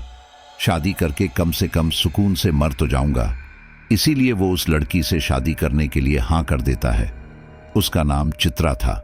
देखने में वो लड़की अच्छी थी, लेकिन बस वो बोल नहीं पाती थी। वह थोड़ा पढ़ी लिखी भी थी। गांव वाले चित्रा और दक्ष का विवाह करा देते हैं और दक्ष चित्रा को जयपुर ले आता है। दक्ष चित्रा का अच्छे से ख्याल रखता था। चित्रा को भी अपने नसीब पर गर्व हो रहा था, लेकिन दक्ष का ध्यान बार बार अपने पिता की ओर जाता था। वह अपनी पढ़ाई पर ध्यान नहीं लगा पा रहा था, बस वह जबरदस्ती चल रहा था। एक दिन दक्ष चित्रा से कहता है कि वह इस श्राप को खत्म करना चाहता है। इस पर चित्रा सांकेतिक भाषा में पूछती है, लेकिन कैसे? उसके बाद दक्ष चित्रा को सारी बातें बताता है जो उसे उसकी मां ने बताई थी। चित्रा दक्ष को कागज पर लिखकर कहती है, एक बार तुम कोशिश क्यों नहीं करते? क्या पता तुम उस रहस्यमय घाटी में ज्ञानगंज को ढूंढ पाओ। यह सुनकर दक्ष को हैरानी होती है। क्या मैं वहां जा सकता हूं? वह चित्रा से कहता है, लेकिन वहां आम लोग नहीं जा सकते, वहां कोई साधु संत ही जा सकते हैं। चित्रा लिखती है, मैं एक सिद्ध पुरुष को जानती हूं। मैंने उनके बारे में सुना है कि वह भी ज्ञानगंज होकर आ चुके हैं। एक बार तुम भी उनसे मिलो, हो सकता है वह तुम्हारी परेशानी का हल बता सकें। दक्ष इसके लिए हां कर देता है और अगले ही दिन चित्रा उसे हरियाणा ले जाती है। वहां वे एक आश्रम में जाते हैं। उन सिद्ध पुरुष का नाम हरिहर था। वह चित्रा को देखते ही पहचान जाते हैं, क्योंकि चित्रा उनसे पहले भी मिल चुकी थी। इसके बाद वे चित्रा को थोड़ी देर इंतजार करने के लिए कहते हैं। जब हरिहर जी अपने कामों से मुक्त हो जाते हैं तो वह चित्रा और दक्ष से मिलते हैं। हरिहर जी दक्ष के चेहरे के भाव देखकर ही समझ जाते हैं कि परेशानी दक्ष को है। इससे पहले कि दक्ष कुछ बोलता, हरिहर जी उसे चुप रहने का इशारा करते हैं और अपनी आंखें बंद करते हैं। अचानक उनके आगे वह सारी चीजें आने लगती है जो कि दक्ष की जिंदगी में घटी थी। वह अपनी आंखें खोलते हैं और दक्ष को बताने लगते हैं कि वह किस बात को लेकर परेशान है। उनके मुंह से अपनी जिंदगी के बारे में सुनकर दक्ष को हैरानी होती है कि यह तो सच में बहुत बड़े सिद्ध पुरुष है। इन्हें मेरे बारे में इतना कैसे पता है? वह हैरानी से हरिहर जी को देखने लगता है। हरिहर जी मुस्कुराकर कहते हैं, मैं जानता हूं कि तुम यहां क्यों आए हो। दक्ष कहता है, तो फिर आप हमारी समस्या का हल कीजिए। मैं इस श्राप को हमेशा के लिए खत्म करना चाहता हूं। हरिहर जी कहते हैं, इसका उपाय केवल यही है कि तुम ज्ञानगंज में जाओ। जिस साधु ने तुम्हारे पूर्वजों को श्राप दिया था वे भी ज्ञानगंज में ही हैं। तुम्हें उनसे ही इस समस्या का हल मिल जाएगा, लेकिन वहां जाना इतना आसान नहीं है। वहां जाने के लिए तुम्हें कठिन तपस्या करनी होगी। तुम्हें अपने मन के मैल को धोना होगा, जो आसान नहीं है। कई लोग उस रहस्यमय घाटी में दूसरी दुनिया की खोज में गए हैं, लेकिन वापस नहीं आए हैं, क्योंकि उन्हें सिर्फ खोज करनी थी। उन्हें ज्ञानगंज में जाकर ज्ञान की प्राप्ति नहीं चाहिए थी। वह ऐसे लोगों के लिए नहीं है जो केवल उस दुनिया को देखना चाहते हैं। वह पवित्र लोगों के लिए है जो भगवान को अपना सब कुछ समर्पित कर देते हैं। दक्ष पूछता है, मुझे किस तरह की साधना करनी होगी? हरिहर जी कहते हैं, जैसे दूसरे साधक साधना करते हैं, तुम्हें भी हिमालय की पवित्र पहाड़ियों पर जाना होगा। वहां पर तुम्हें अन्य साधुओं के साथ तपस्या करनी होगी। तपस्या करनी होगी शिव जी की, जो तुम्हारी सारी परेशानियों को दूर कर देंगे। दक्ष कहता है, तो क्या इसके लिए मुझे तिब्बत या अरुणाचल प्रदेश जाना होगा? क्योंकि मैंने सुना है कि यह उन्हीं के बीच वाली घाटी में है। हरिहर जी कहते हैं, उस घाटी तक पहुंचाने के तो वैसे कई रास्ते हैं। तुम कैलाश पर्वत की तरफ से होकर भी गुजर सकते हो, लेकिन तुम्हें वहां आचार्य चैतन्य जी से मिलना होगा। वही तुम्हें आगे का रास्ता दिखाएंगे। जहां तक मुझे पता है कि वह तिब्बत की कुनलुन पहाड़ियों पर विराजमान है, इसलिए तुम्हें तिब्बत ही जाना पड़ेगा। ज्ञानगंज केवल किसी एक धर्म के लिए ही नहीं है, वहां सभी धर्म के लोग जा सकते हैं, क्योंकि ईश्वर एक ही है। न जाने कितने साधु देश दुनिया में साधना कर रहे हैं, लेकिन सभी साधु वहां नहीं जा पाए हैं। अगर तुम्हारे मन में कोई छल कपट नहीं है तो शायद तुम्हारे लिए वहां जाना आसान हो सकता है। मैं जानता हूं तुम्हें वहां जाने की बहुत जरूरत है। अगर भगवान ने तुम्हारा साथ दिया तो तुम वहां जरूर जा सकते हो। मेरा आशीर्वाद तुम्हारे साथ है। हरिहर जी के मुंह से यह बातें सुनकर दक्ष के अंदर एक सकारात्मक शक्ति पैदा हो जाती है। वह सोचता है कि क्यों ना एक बार वह भी उसे घाटी में जाकर देखें। हो सकता है वह ज्ञानगंज जा पाए, उसे उस घाटी में वह दरवाजा मिल पाए जिसे खोजने के लिए देश विदेश से लोगों ने कोशिश की, लेकिन कुछ हासिल नहीं हुआ। हरिहर जी आगे कहते हैं, बताओ बेटा, क्या तुम साधना करना चाहोगे या अपने वैवाहिक जीवन का सुख भोगना चाहोगे? दक्ष एक नजर चित्रा की ओर देखता है। वह चित्रा से जानना चाहता था कि क्या वह उसे छोड़कर साधना के लिए चला जाए। चित्रा भी अच्छी लड़की थी। चित्रा दक्ष की परेशानी को समझती थी, इसलिए वह आंख बंद करके मुस्कुराकर इशारा करती है कि उसे उसकी साधना करने से कोई परेशानी नहीं है। दक्ष भी हरिहर जी से कहता है, ठीक है, आप मुझे बताइए कि मुझे क्या करना है। हरिहर जी कहते हैं, तुम यहां से तिब्बत के कुनलुन पर्वतों पर जाना होगा। वहां तुम्हें कई सारे साधु साधना करते हुए देखेंगे। उनमें से अधिकतर बौद्ध साधु ही होंगे, लेकिन तुम्हें वहां पर आचार्य चैतन्य जी को ढूंढना होगा। वह वही हिमालय की बर्फ में कहीं तपस्या कर रहे होंगे। वहां से आगे कैसे जाना है वह तुम्हें बता देंगे। काफी हद तक मुमकिन है कि वह तुम्हें कुनलुन के पश्चिम क्षेत्र में दिखाई दे जाएं। इसके बाद हरिहर जी दक्ष को एक सिक्का देते हैं और कहते हैं, इस सिक्के को हमेशा अपने पास रखना। दक्ष उस सिक्के के बारे में पूछता है कि यह क्या है। इस पर हरिहर जी मुस्कुराते हैं और कहते हैं, यह समय आने पर तुम्हें पता चल जाएगा। अपनी मंजिल की ओर बढ़ो, मेरा आशीर्वाद तुम्हारे साथ है। इसके बाद दक्ष और चित्रा वापस जयपुर आ जाते हैं। अब तिब्बत जाना इतना आसान तो था नहीं कि बैग उठाओ और तिब्बत पहुंच जाओ। इसके लिए दक्ष अपने कुछ दोस्तों से पूछता है तो उसके दोस्त उसकी मजाक बनाते हैं और कहते हैं, तू आज की जनरेशन का होकर इन सब झूठी बातों में यकीन करता है। अरे, जब उस घाटी में किसी को कुछ दिखाई नहीं देता तो भला वहां कोई आश्रम कैसे हो सकता है? वहां कोई दूसरी दुनिया कैसे हो सकती है? अगर ऐसा होता तो साइंस अब तक उसकी खोज कर लेती। साइंस ने इतनी तरक्की कर ली है कि अब तक उसका पता लगा लेती, लेकिन ऐसा कुछ है ही नहीं। ये तो इन सब साधु संतों के ढोंढ ढकोसले हैं जो लोगों को बेवकूफ बनाने के लिए है। दक्ष और उसके दोस्तों की बातें एक प्रोफेसर सुन लेते हैं। फिर वह दक्ष को अपने पास अकेले में बुलाते हैं और उससे पूछते हैं कि वह आश्रम के बारे में क्या बातें कर रहे थे। तो इस बात पर दक्ष उन्हें अपनी सारी बात बता देता है। प्रोफेसर कहते हैं, तुम सच कह रहे हो। इस दुनिया में ऐसी कई रहस्यमयी जगह है जिन्हें हम अपनी आंखों से नहीं देख सकते। इस तरह कह सकते हैं कि ईश्वर ने उन जगहों और हमारे बीच एक पर्दा डाल रखा है। प्रोफेसर दक्ष की सारी बातों को अच्छे से सुनते हैं और उसकी परेशानी को समझते हैं। जब उन्हें यह पता चलता है कि दक्ष भी सिद्ध आश्रम जाकर साधना करना चाहता है और अपने पूर्वजों के श्राप को खत्म करना चाहता है, तो उन्हें जानकर खुशी होती है कि आज के जमाने में भी कुछ लोग ईश्वर में इतनी आस्था रखते हैं। इसलिए वह कहते हैं, अरुणाचल में मेरे जानने वाले एक दोस्त हैं, उनका नाम रघुनाथ है, वह भी एक प्रोफेसर है। मैं तुम्हें उनका फोन नंबर और पता देता हूं, तुम वहां पर उनसे मिलना। वह तुम्हें बता देंगे कि तिब्बत के लिए तुम्हें कैसे जाना है और सभी खर्च भी बता देंगे। दक्ष वैसा ही करता है। वह फोन पर अरुणाचल प्रदेश के प्रोफेसर से बात करता है, जिस पर वह दक्ष से कहते हैं कि वह यहां आ जाए क्योंकि अरुणाचल प्रदेश से तिब्बत के लिए फ्लाइट जाती है। दक्ष चित्रा के लिए घर के खर्च पानी का सारा इंतजाम करके अरुणाचल प्रदेश के लिए निकल जाता है। वह वहां प्रोफेसर रघुनाथ के घर 2-3 दिन रुकता है।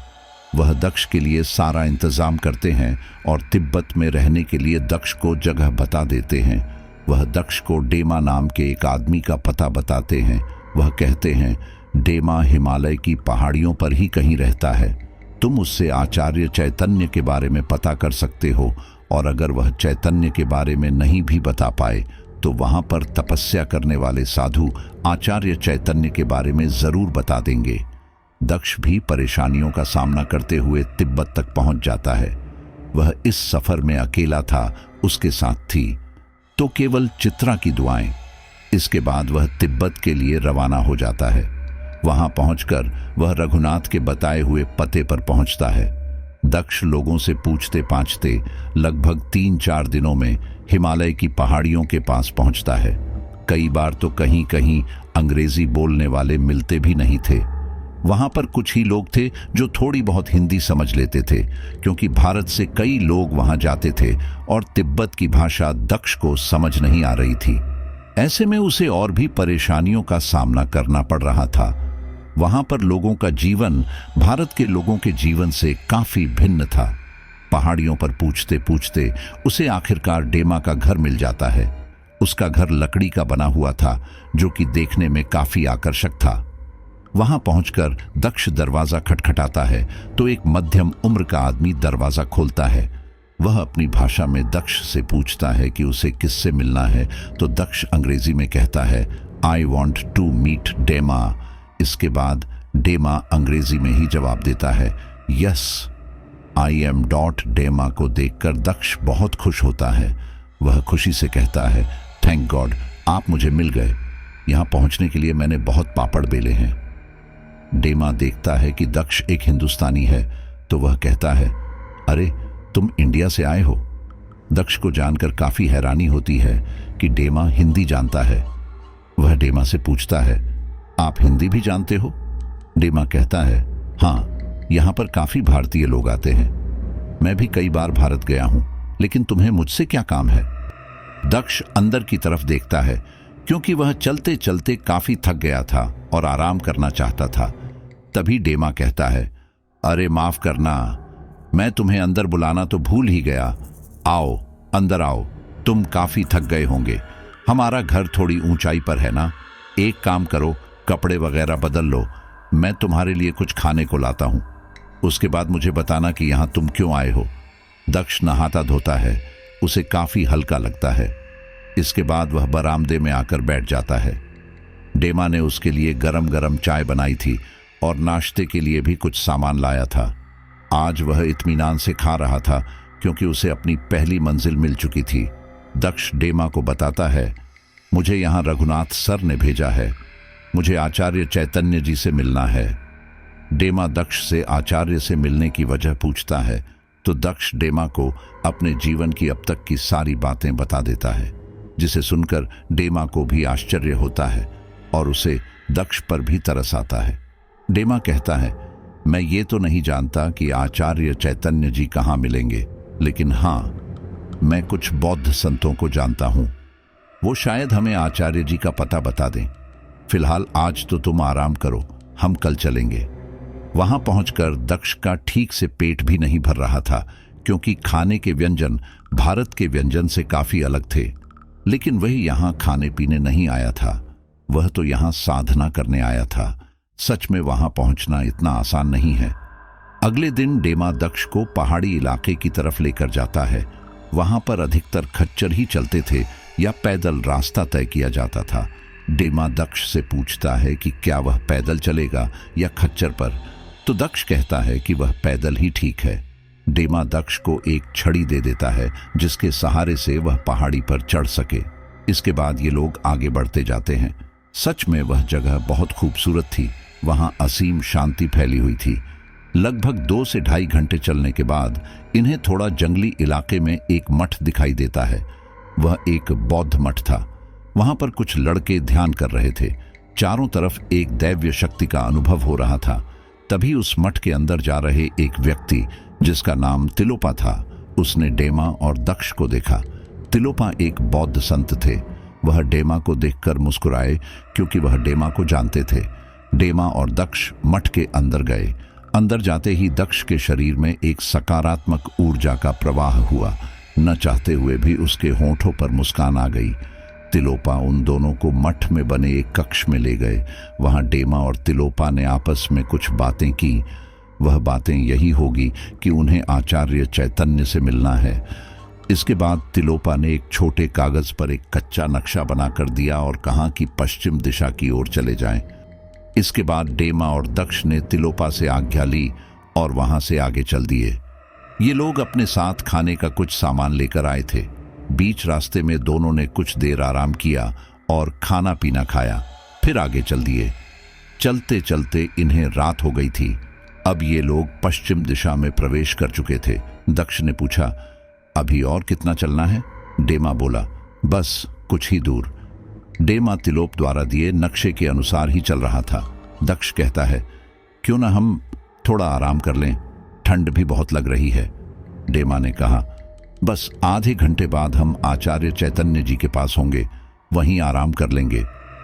दक्ष की हालत सच में बहुत खराब हो गई थी। उसके पैर बोलने लगे थे। उसे पहाड़ चढ़ने की आदत नहीं थी, हालांकि कई जगह समतल थी। फिर भी सुबह से चलते रहना आसान नहीं था और डेमा तो पहाड़ी इलाके में ही रहता था। ये उसके लिए कोई नई बात नहीं थी। दक्ष हिम्मत करके आधा घंटा और चलता है और अंत में उन्हें एक गुफा दिखाई देती है जो चारों तरफ से बर्फ से ढकी थी। चारों तरफ अंधेरा था, लेकिन उस गुफा से एक रोशनी आ रही थी। दक्ष पूछता है, क्या हम पहुंच गए? डेमा नक्शा देखता है और कहता है, हाँ, चलो गुफा में जाकर देखते हैं।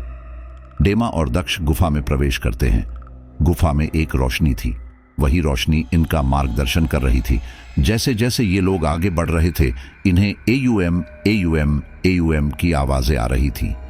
ऐसा लग रहा था जैसे गुफा की दीवारों में किसी ने स्पीकर फिट कर दिए हैं और ये आवाजें उन्हीं दीवारों से आ रही हों, लेकिन गुफा में कहीं कोई छेद तक नहीं था। दक्ष को ये देखकर काफी अचंभा हो रहा था। ये लोग गुफा में काफी अंदर तक आ जाते हैं। गुफा में कई मोड़ भी थे। कई मोड़ को पार करने के बाद गुफा के आखिरी छोर पर इन्हें एक पतला दुबला सा आदमी ध्यान करते हुए दिखता है। जैसे ही ये उस आदमी को देखते हैं, अपने कदम रोक लेते हैं। उनके आने की आहट से उस आदमी की तपस्या बिल्कुल भी भंग नहीं होती है, बल्कि वह अपना ध्यान लगातार कर रहा था। डेमा और दक्ष वहीं बैठ जाते हैं। उसके बाद दोनों की आंख लग जाती है। वे दोनों सो जाते हैं, क्योंकि वह भी जानते थे कि यदि कोई तपस्या या ध्यान कर रहा है तो उनको हमें भंग नहीं करना है। अगली सुबह जब दोनों की आंख खुलती है तो वह दुबला पतला आदमी उन्हें वहां दिखाई नहीं देता है। दक्ष कहता है, अरे वह बाबा जी कहाँ गए जो ध्यान कर रहे थे? डेमा भी इधर उधर देखने लगता है। वे लोग गुफा में वापस पीछे की तरफ जाकर देखते हैं कि कहीं वह बाबा बाहर तो नहीं चले गए, लेकिन तभी उन्हें एक आवाज आती है, कहाँ जा रहे हो? जैसे ही वे पीछे पलट कर देखते हैं, उनके सामने वही दुबला पतला आदमी अपने आसन पर विराजमान था। उन्हें वापस वहां देखकर डेमा और दक्ष दोनों को ही हैरानी होती है, क्योंकि अभी वो शख्स यहां नहीं था और ना वो बाहर गया था। तो यह अचानक यहां कैसे आया? गुफा का भी अंत छोर था। गुफा में आगे की तरफ जाना भी मुमकिन नहीं था। डेमा अपने दोनों हाथ जोड़कर और थोड़ा झुककर उन बाबा को प्रणाम करते हैं। दक्ष भी डेमा को देखकर ऐसे ही करता है। डेमा पूछता है, बाबा जी आप कहाँ चले गए थे? तो वह बाबा कहते हैं, मुझे सिद्ध आश्रम से बुलावा आया था, इसीलिए चला गया था। आप लोग मुझे ढूंढते ढूंढते आए हैं? डेमा कहता है, हाँ, आप आचार्य चैतन्य जी हैं ना? आचार्य चैतन्य जी हाँ में सिर हिलाते हैं। फिर डेमा कहता है, हमें आपसे कुछ काम था। यह दक्ष है, इसे आपकी जरूरत है। हमें आपसे ज्ञानगंज के बारे में जानना है। इसके बाद वह मुस्कुराते हैं और कहते हैं, हाँ, मुझे लोग अक्सर तभी मिलने आते हैं जब उन्हें मुझसे ज्ञानगंज के बारे में जानना होता है। बताओ क्या जानना है तुम्हें? इसके बाद दक्ष अपनी कहानी बताना शुरू करता है।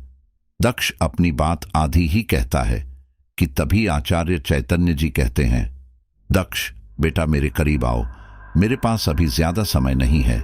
इसके बाद वह दक्ष के माथे पर अंगूठा रखते हैं और अपनी आंखें बंद करते हैं। उनके सामने वे सारी घटनाएं आ जाती हैं जो कि दक्ष के जीवन में घटी थीं। इसके बाद आचार्य चैतन्य जी कहते हैं, अच्छा तो तुम अपने श्राप को खत्म करना चाहते हो?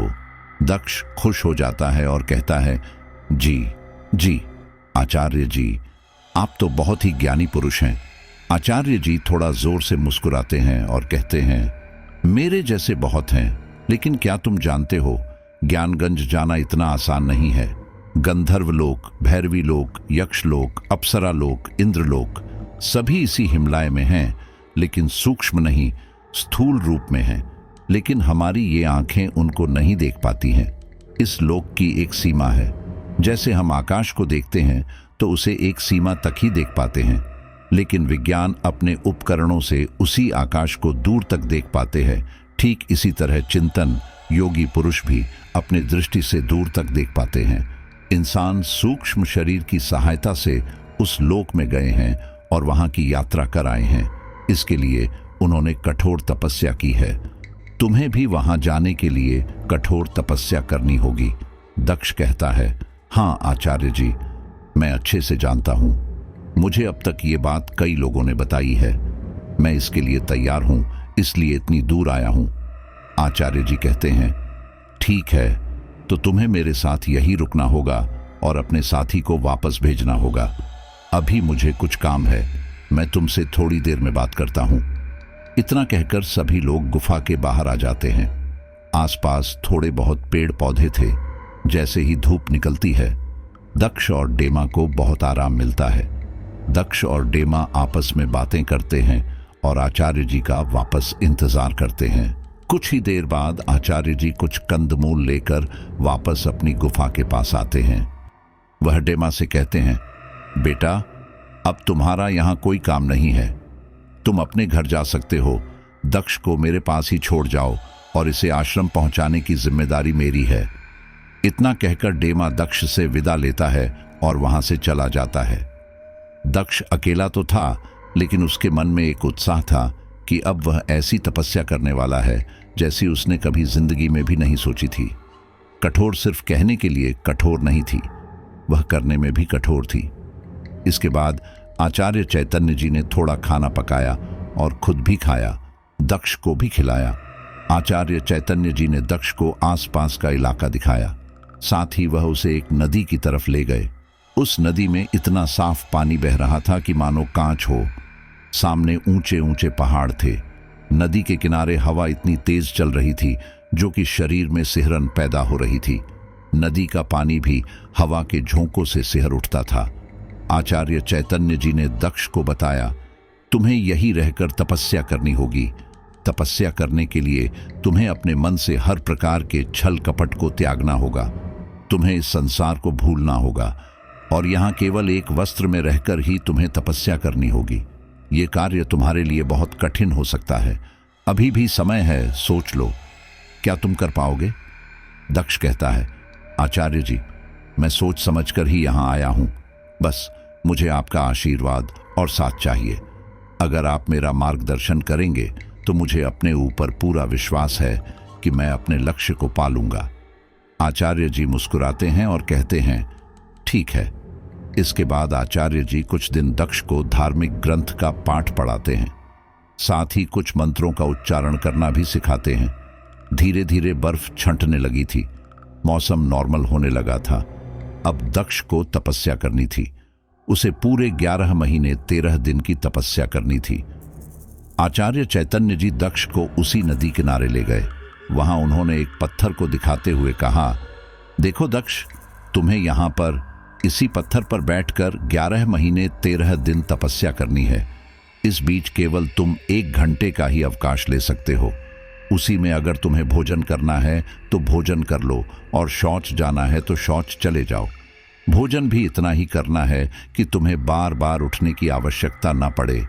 हर तपस्या से पहले तुम्हें स्नान करना होगा और अपनी तपस्या को जारी रखना होगा। जो मंत्र और पाठ मैंने तुम्हें बताए हैं वह तुम्हें हर हाल में पढ़ने होंगे। अपनी आंखों को बंद करना होगा। शुरू में थोड़ा कठिन हो सकता है, लेकिन धीरे धीरे तुम्हारे शरीर और तुम्हारे मन को इसकी आदत हो जाएगी। इसी बीच मौसम बार बार करवट लेगा। कभी तेज वायु को स्पर्श करना होगा तो कभी हिमकणों को सहना होगा, लेकिन तुम्हें अपने शरीर को मजबूती के साथ रखना है। इससे तुम्हारा शरीर भी मजबूत हो जाएगा। ध्यान करने से ही तुम अपनी आत्मा को जागृत कर पाओगे। इसके बाद तुम्हें एक तपस्या और करनी होगी, वह मैं तुम्हें बाद में बताऊंगा। फिलहाल तुम्हें जितना कहा है इतना करो। दक्ष ने आचार्य जी के सभी दिशा निर्देश अच्छे से समझ ली। उसने पास पड़े एक पत्थर पर दिनों का हिसाब लिख लिया था। दक्ष दिन रात बहती नदी के किनारे तपस्या में लीन रहता था। शुरू में बार बार उसके मन में आता कि वह वापस घर लौट जाए, लेकिन अगले ही पल वो अपनी अगली पीढ़ी को श्राप मुक्त करना चाहता था। इसीलिए हर बार उसके मन में एक नई ऊर्जा आ जाती और वो पहले से अधिक मन से तपस्या करता। दिन बीते, रात बीती, हफ्ते बीते, धीरे धीरे महीने भी बीत गए और 11 महीने और 13 दिन भी बीत गए। अब दक्ष उठकर नदी के पास जाता है और पानी के बहाव को कुछ देर देखता ही रहता है। दक्ष पहले से थोड़ा कमजोर हो गया था, लेकिन फिर भी उसके शरीर में एक ऊर्जा का आगमन हो गया था। वह अपने आप को पहले से ज्यादा मजबूत महसूस कर रहा था। अब वह वापस आचार्य चैतन्य जी के गुफा में जाता है। वह अभी भी ध्यान कर रहे थे। दक्ष उनके आगे एक शिष्य की तरह उन्हें प्रणाम करता है। दक्ष को देखकर आचार्य चैतन्य जी भी काफी खुश होते हैं। वह दक्ष को आशीर्वाद देते हैं और कहते हैं, अब तुम उस रहस्यमय स्थान पर जाने के लिए तैयार हो जहां का पता आज तक इस दुनिया के वैज्ञानिक भी नहीं लगा पाए। मैं तुम्हें उसे घाटी का पता बताता हूं जहां पर जाकर तुम अपने लक्ष्य को पूरा कर सकते हो। ये सुनकर दक्ष बहुत खुश होता है। आखिर अब उसकी मंजिल दूर नहीं थी। आचार्य चैतन्य जी कहते हैं, ज्ञानगंज एक ऐसा गुप्त स्थान है जिसे हम अपने मन की दृष्टि द्वारा ही देख सकते हैं और वहां जा सकते हैं। सिर्फ वहां जा नहीं सकते, बल्कि वहां पर रहकर भी आ सकते हैं। जब तुम यहां से उत्तर दिशा की तरफ चलोगे, तब तुम्हें 3 पहाड़ों का एक समूह दिखाई देगा। तुम्हें उस पहाड़ को पार करना है। उसके बाद तुम्हें एक घाटी नजर आएगी। यहां पर उसे शांभला घाटी कहते हैं। लेकिन एक बात याद रखना, वहां पर बहुत सारे ऐसे भ्रम हैं जिनमें तुम पड़ सकते हो। इसके लिए तुम्हें सतर्क रहना होगा। वहां पर तुम्हारी परीक्षाएं भी हो सकती हैं। उन्हें तुम्हें पार करना होगा। अगर तुमने ऐसा नहीं किया तो उस घाटी में हमेशा के लिए खो जाओगे। कभी भी इस दुनिया में वापस नहीं आ पाओगे। हो सकता है वहां पर तुम्हें तुम्हारे अलावा एक तो साधु और मिले। अगर नहीं भी मिलते हैं तो वहां पर तुम देखोगे कि 7 पत्थरों के समूह रखे हुए हैं। वह सभी पत्थर एक के ऊपर एक रखे होंगे। किसी भी पत्थर के समूह के आगे बैठकर जो मंत्र मैं तुम्हें बता रहा हूं, इनका 7 बार उच्चारण करना है। यह तुम्हें ठीक उस समय करना है जब तुम्हें आसमान में कुछ पक्षियों का झुंड दिखाई देगा। 7 बार मंत्र पढ़ने के बाद तुम्हें अपनी आंखें बंद करके फिर से एक तपस्या करनी है।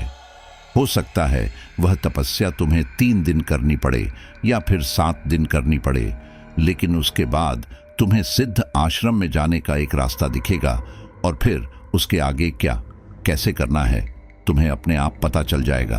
अब जाओ, अपनी आवश्यकता का सभी सामान ले लो और अपने लक्ष्य की ओर बढ़ो। दक्ष अपनी जरूरत का थोड़ा बहुत सामान एक झोले में रखता है।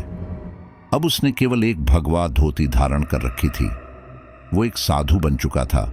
जब वह अपने झोले में जरूरत का सामान रख रहा था, तभी उसे वह सिक्का मिलता है जो उसे हरिहर जी ने दिया था। दक्ष सोचता है, हरिहर जी ने मुझे यह सिक्का दिया था, अब तक तो इसका कोई इस्तेमाल नहीं हुआ। आखिर ये सिक्का मुझे क्यों दिया गया था? अब तो मैं सिद्ध आश्रम पहुंचने वाला हूं। इस सिक्के का भला क्या काम हो सकता है? दक्ष सोच रहा था कि उस सिक्के का अब कोई इस्तेमाल नहीं रह गया है, इसलिए वह उसे अपने घर वाले बैग में रखने लगता है।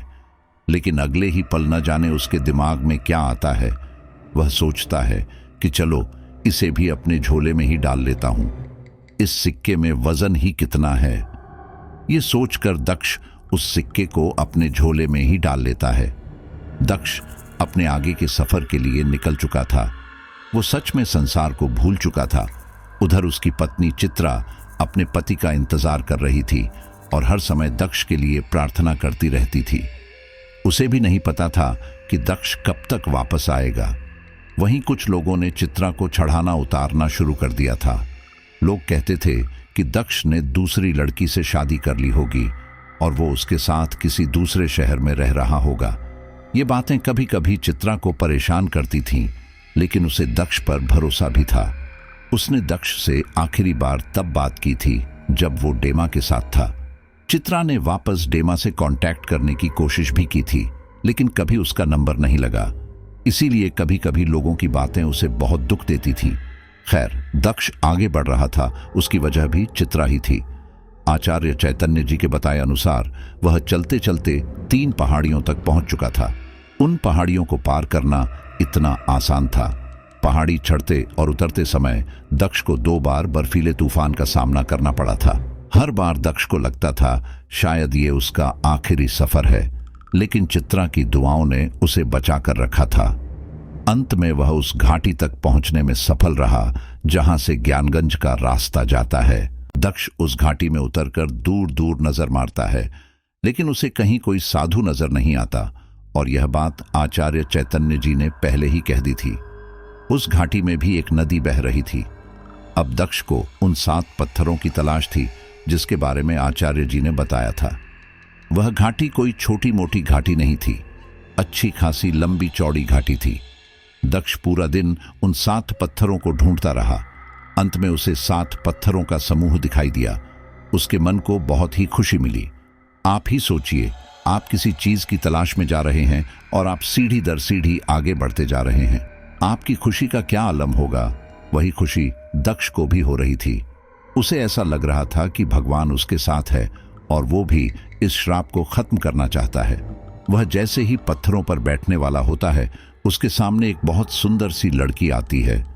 दक्ष की नजर जैसे ही उस पर पड़ती है, वह उसे देखता ही रह जाता है। उस लड़की में न जाने कैसा सम्मोहन था। दक्ष उसे ही देखे जा रहा था। धीरे धीरे वो लड़की नदी में उतरती गई और दक्ष उसके पीछे पीछे जाता गया। जब वो लड़की नदी में उतर रही थी, तब ऐसा लग रहा था जैसे कि वो एक एक सीढ़ियों से नीचे उतर रही है। दक्ष भी उसके पीछे पीछे नदी किनारे पहुंच जाता है। तभी पंछियों का झुंड आसमान में आता है, लेकिन दक्ष को खबर ही नहीं थी, क्योंकि उसे उस लड़की के अलावा कुछ दिखाई ही नहीं दे रहा था। हालांकि वे पंछी शोर मचाते हुए उड़ रहे थे, लेकिन दक्ष के कानों में वह शोर भी सुनाई नहीं दे रहा था। जब दक्ष नदी के बिल्कुल अंतिम छोर पर पहुंच गया था, तभी उसका पैर किसी पत्थर से टकराया और वह नीचे गिरा। तब भी उसकी नजर उस लड़की पर ही थी, लेकिन उसके झोले में एक सिक्का था जो हरिहर ने उसे दिया था। वह सिक्का भी उसी समय झोले से निकलकर उसके सामने पानी में गिरा। जैसे ही वह सिक्का पानी में गिरा, पानी से तेज रोशनी चारों तरफ फैली, जिससे दक्ष की आंखें चकमका गई। उसे कुछ नजर नहीं आ रहा था, केवल रोशनी ही रोशनी नजर आ रही थी। अब वह अपने होश में आ चुका था और घबरा रहा था कि हे भगवान, मुझे कुछ दिख क्यों नहीं रहा है। लेकिन धीरे धीरे रोशनी कम होती गई और सब कुछ सामान्य हो गया। तब उसे ध्यान आया कि अभी मैं किसी छलावे के जाल में फंसने वाला था। उसने देखा कि उसका झोला भी नीचे गिरा हुआ है और झोले का सामान भी इधर उधर पड़ा है। उसने जल्दी जल्दी सामान अपने झोले में डाला और उसका ध्यान अपने सिक्के पर गया, जो कि उस समय वहां नहीं था। वह उस सिक्के को भी इधर उधर खोजने लगा। तभी उसकी नजर पानी के अंदर पड़ी। पानी बिल्कुल कांच की तरह साफ था, इसलिए वह सिक्का साफ दिखाई दे रहा था। तब उसे ध्यान आया, अच्छा, तो ये वजह थी इस सिक्के को देने की। इस सिक्के की वजह से ही मेरा सम्मोहन भंग हुआ है। उसने पानी में उतर के वह सिक्का उठा लिया और भगवान का धन्यवाद किया। अब उसे ध्यान आता है कि उसने उन 7 पत्थर के समूह को ढूंढ लिया था। वह पत्थर के पास गया और उसने आचार्य चैतन्य जी के द्वारा बताए गए मंत्रों का उच्चारण किया। वह 3 दिनों तक वहां तपस्या करता रहा। उसने उन 3 दिनों में अन्न का दाना तक ग्रहण नहीं किया था, ना ही एक बूंद पानी पिया था। वह पूरी तरह से अपने आप को ईश्वर को समर्पित कर चुका था। अचानक उसकी आंख खुलती है तो चारों तरफ अंधेरा ही अंधेरा था, लेकिन तभी उसे एक दिव्य रोशनी दिखती है। ऐसा लग रहा था जैसे दक्ष किसी सुरंग या गुफा में है।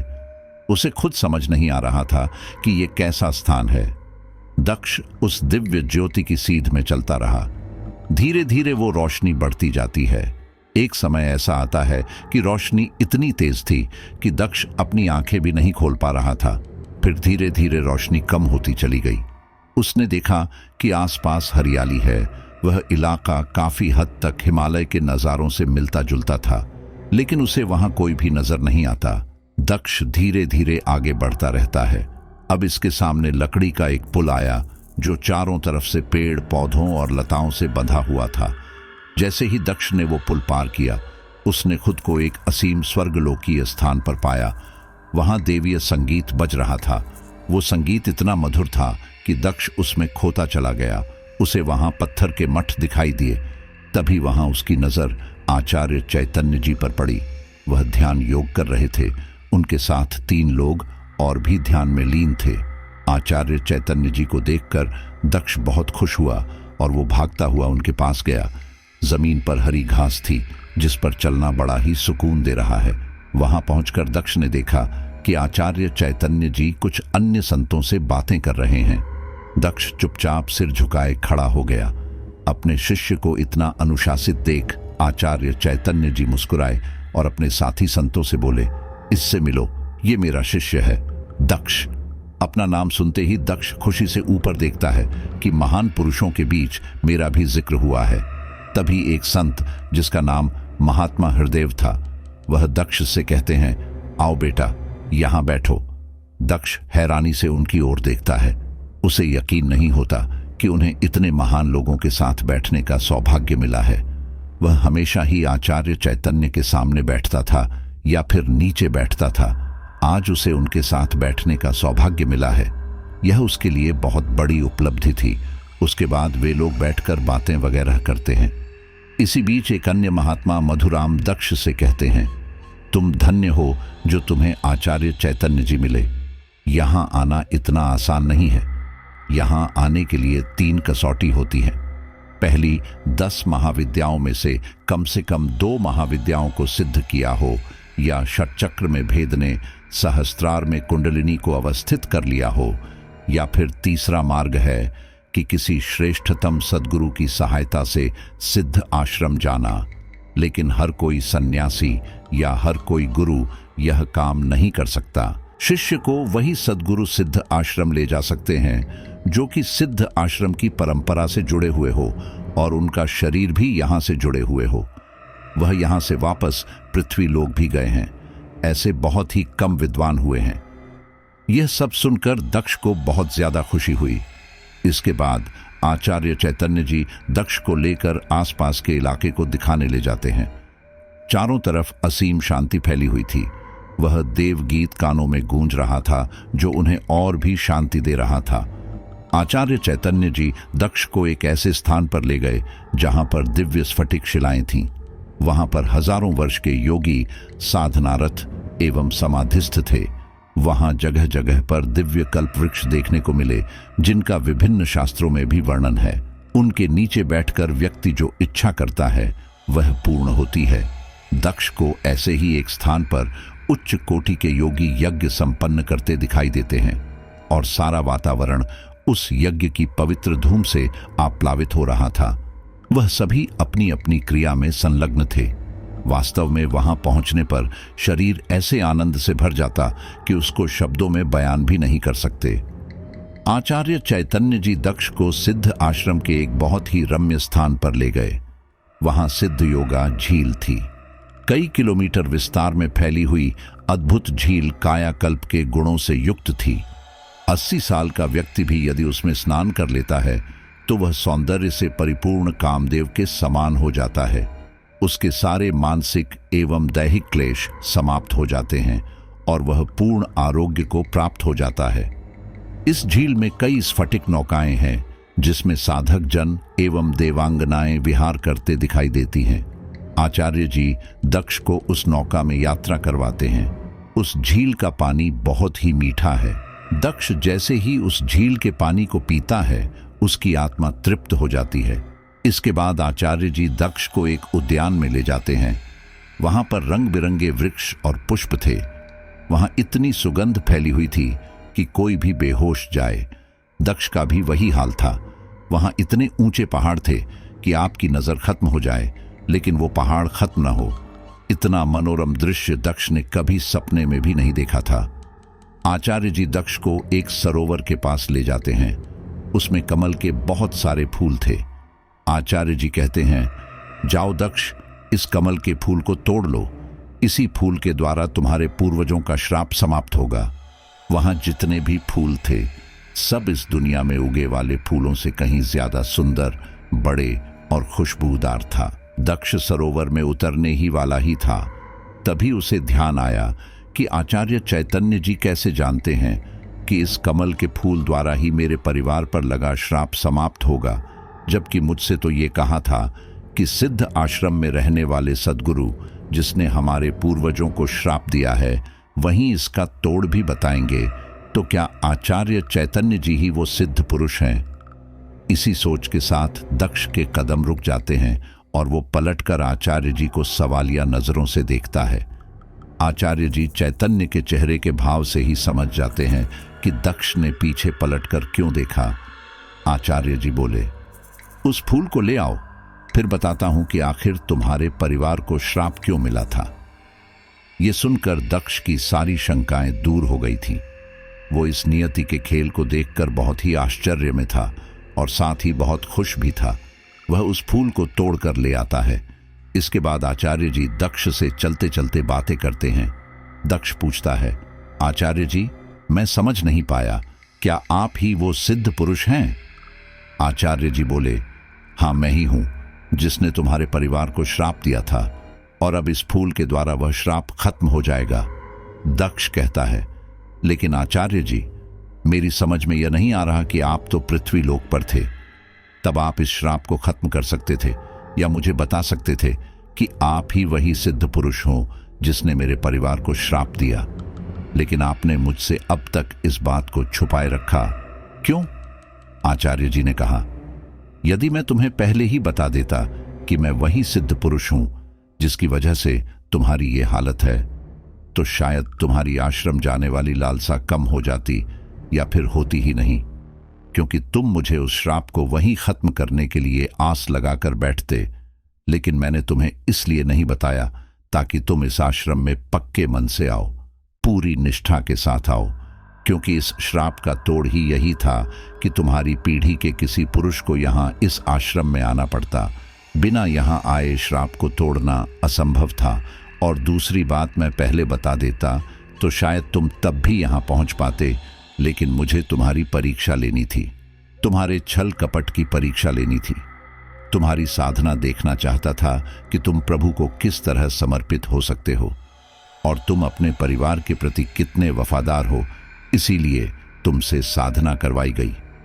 और वहां पर शांभला घाटी में छलावा भी इसीलिए आया था ताकि तुम्हारी परीक्षा ली जा सके। अब तुम उस परीक्षा में पास हो चुके हो और तुम सिद्ध आश्रम पहुंच चुके हो। इस सिद्ध आश्रम में ज्ञानगंज नाम की एक जगह है। वहां पर साधु उपदेश देते हैं। जब हम पृथ्वी लोक पर होते हैं तो अक्सर हमारे साथ यही होता है कि हमें बिना बताए अपने उस स्थान को छोड़कर यहाँ आना पड़ता है। उस समय हरियाणा के ही एक गांव में मैं भ्रमण कर रहा था। तब मुझे खेमचंद मिला, जो कि तुम्हारे पूर्वजों से ही था।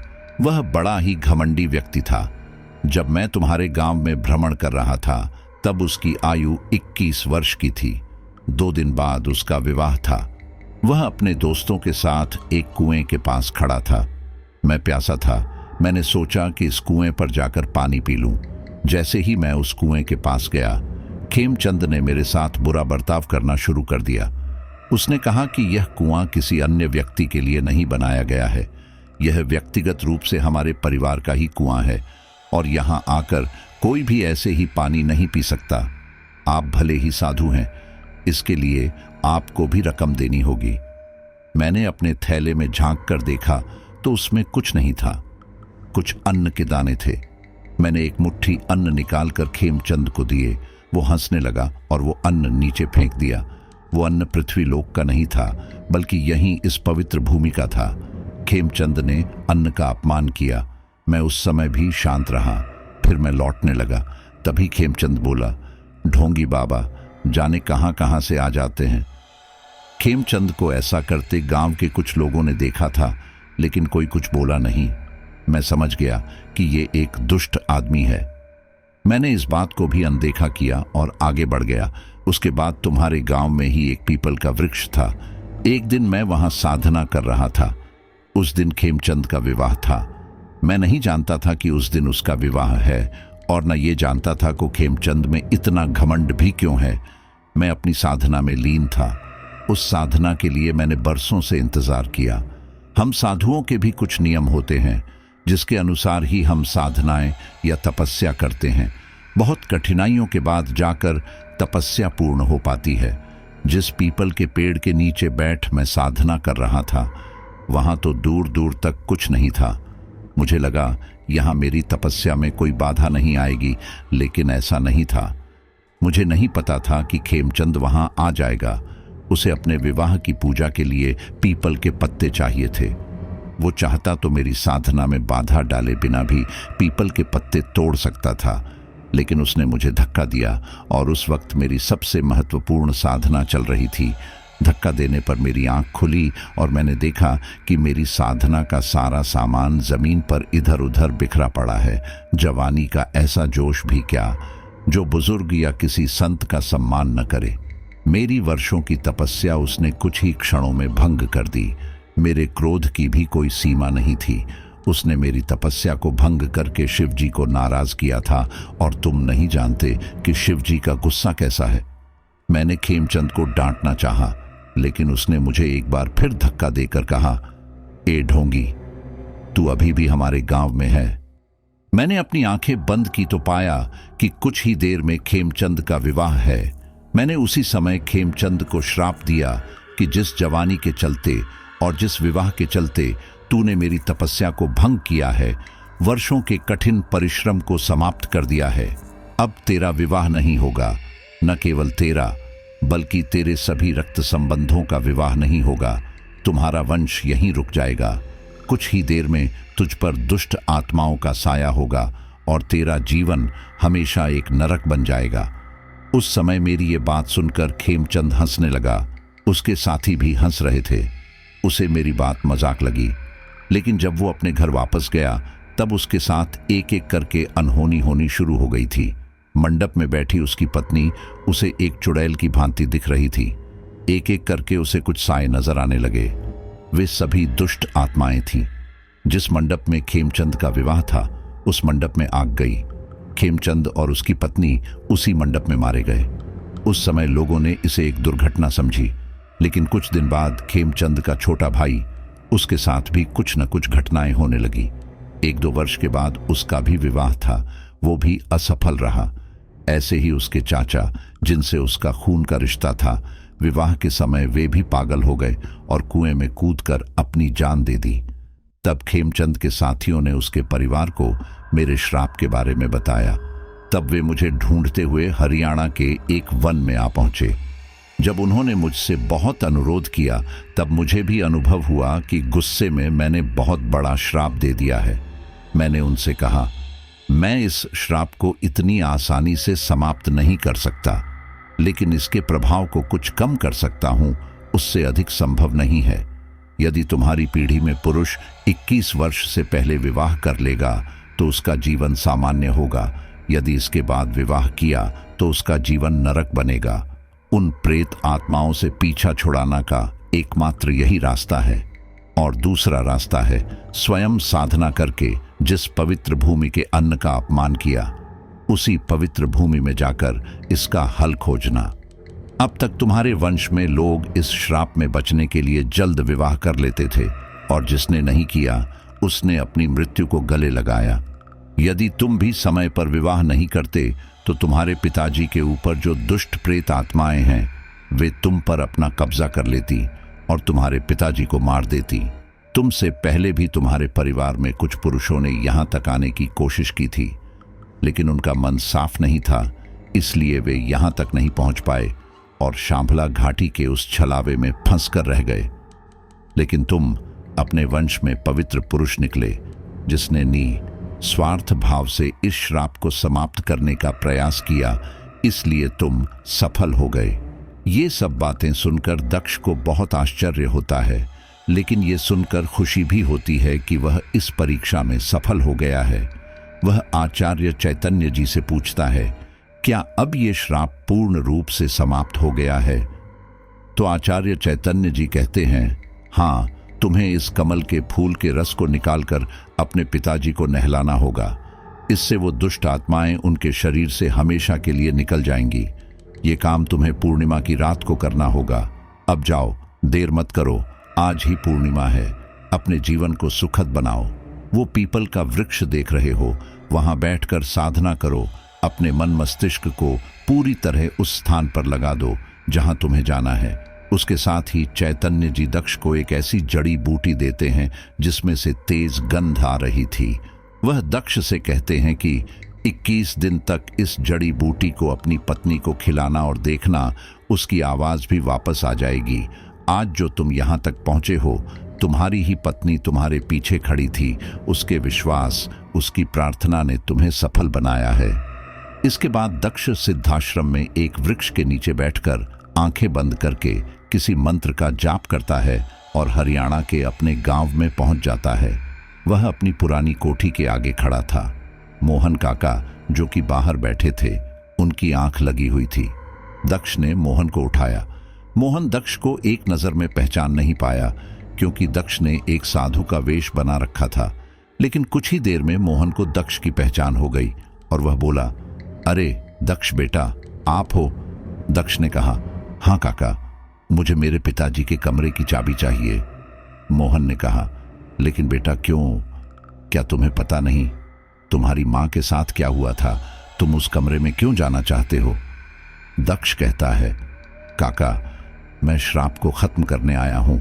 बहुत कठिन तपस्या के बाद आज मुझे अवसर मिला है जब मैं अपने पापा को उन दुष्ट आत्माओं से स्वतंत्र करा सकता हूं।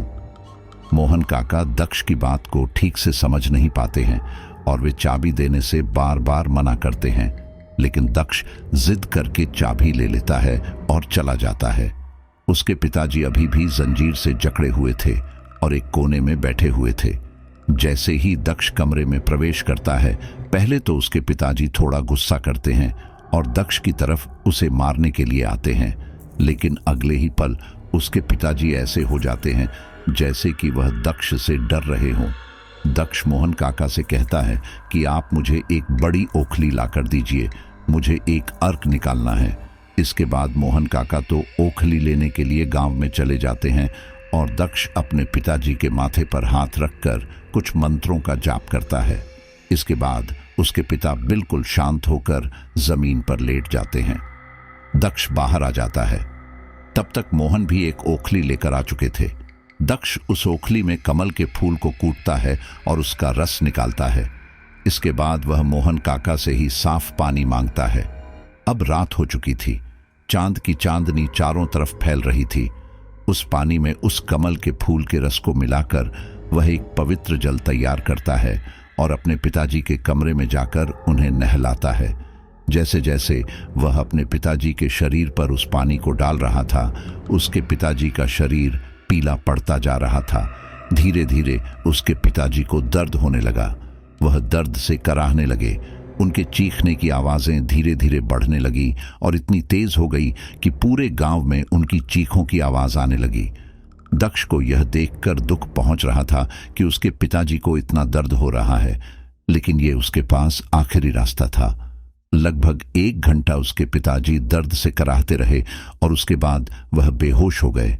दक्ष ने अपने पिताजी की हाथ की नस को छू कर देखा तो वो अभी भी चल रही थी, यानी कि उसके पिताजी अभी जिंदा थे, लेकिन वह बहुत कमजोर हो चुके थे। दक्ष ने अपने थैले से गंगा जल निकाला और अपने पिताजी को पिलाया। उसके पिताजी होश में आ गए। यह देखकर दक्ष की आंखों में आंसू आ गए। उसने अपने पापा को उठाया और उनके गले लगकर खूब रोया। हालांकि चंद्रशेखर तो जानते भी नहीं थे कि यह साधु कौन है। उसके बाद दक्ष अपने पिताजी चंद्रशेखर को जयपुर अपनी पत्नी के पास ले गया। जब चित्रा ने दक्ष को देखा तो उसे अपनी आंखों पर यकीन नहीं हुआ। वह खुशी के मारे पागल सी हो गई। उसने दक्ष को गले से लगा लिया और बहुत रोई। दक्ष को भी चित्रा को देखकर बहुत रोना आया। दक्ष ने चित्रा से अब तक की सारी कहानी बताई है, जिसे सुनकर चित्रा ने सांकेतिक भाषा में कहा, मुझे आप पर पूरा विश्वास था कि आप ये कर लेंगे। दक्ष ने अपने पिता चंद्रशेखर को भी बताया कि वह उनका लड़का है, लेकिन दक्ष ने उन्हें ये नहीं बताया कि अब तक उनके साथ क्या क्या हुआ है, उन्होंने कितने लोगों की जानें ली हैं। दक्ष को डर था कि सच बताने पर उसके पिताजी को दुख होगा और वो बीमार हो जाएंगे, लेकिन धीरे धीरे उनकी सारी याददाश्त वापस आ रही थी कि उनका जीवन कैसा था। वह अपनी पत्नी के साथ कितने समय तक रहे थे। दक्ष ने अपनी माँ के बारे में भी झूठ कहा कि किसी बीमारी के चलते मर गई थी। फिलहाल सब कुछ ठीक हो गया था। 1-2 वर्ष बाद चंद्रशेखर जी की भी मौत हो जाती है, क्योंकि वह काफी कमजोर हो चुके थे। दक्ष आचार्य चैतन्य जी के द्वारा दी गई जड़ी बूटी को चित्रा को पिलाता है, जिससे धीरे धीरे उसकी आवाज वापस आने लगती है। ऐसा नहीं है कि दक्ष ने आरोग्य प्राप्त कर लिया है तो अब वह इस मॉडर्न दुनिया के काम को महत्व नहीं देता। उसने अपनी पढ़ाई पूरी की और वह एक अच्छी कंपनी में जॉब भी करता है। साथ ही वह आध्यात्मिक हो चुका है। तो साथियों, ये थी दक्ष की पूरी आप बीती। दक्ष ने अपनी इच्छा शक्ति के बलबूते पर अपनी पूरी पीढ़ी को श्राप से मुक्त कर दिया। भले ही इस सफर में उसके सामने बहुत सारी कठिनाइयां आईं, लेकिन उन कठिनाइयों से उसे बहुत कुछ नया जानने को मिला। उसके सामने ऐसे रहस्य आए जो शायद उसे कभी जानने को नहीं मिलते। अगर उसके परिवार को श्राप नहीं मिलता तो ना तो उसे चित्रा जैसी लड़की मिलती, न उसे ज्ञानगंज से ऐसे साधुओं के बीच जाने का मौका मिलता, और न ही वो इस नए संसार को जान पाता। मैं नहीं जानता कि वहां पर सच में ऐसी कोई घाटी है या नहीं। बहुत से लोग कहते हैं कि ऐसा केवल कहानियों में है, लेकिन हमारे जो पुराने ग्रंथ हैं उसके अंदर उस रहस्यमय घाटी का जिक्र किया गया है। अगर पुराने ग्रंथों में ऐसी चीज पाई जाती है तो इसका मतलब वहां पर जरूर कुछ तो ऐसा है जिसे हम एक्सप्लोर नहीं कर पा रहे हैं।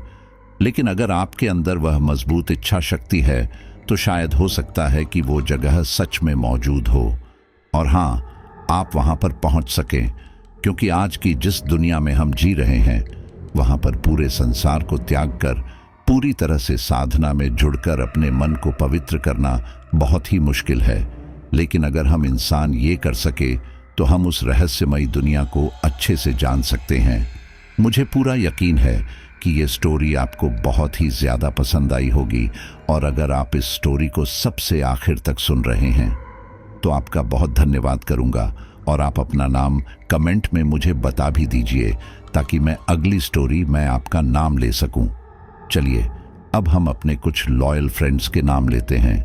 मनोज बिष्ट उत्तराखंड, वीरेंद्र रावत बिट्टू अमृतसर, लखन सिंह पंवार इंदौर, खान कासिम दिल्ली, आशा पंजाब, श्यामराज अमन दिल्ली, मोनू मुरादाबाद, महेंद्र सिंह अहमदाबाद, संघमित्रा बेंगलोर, अन्नू कुमारी यूपी। सभी साथियों का बहुत बहुत धन्यवाद। मिलते हैं अगली स्टोरी पर।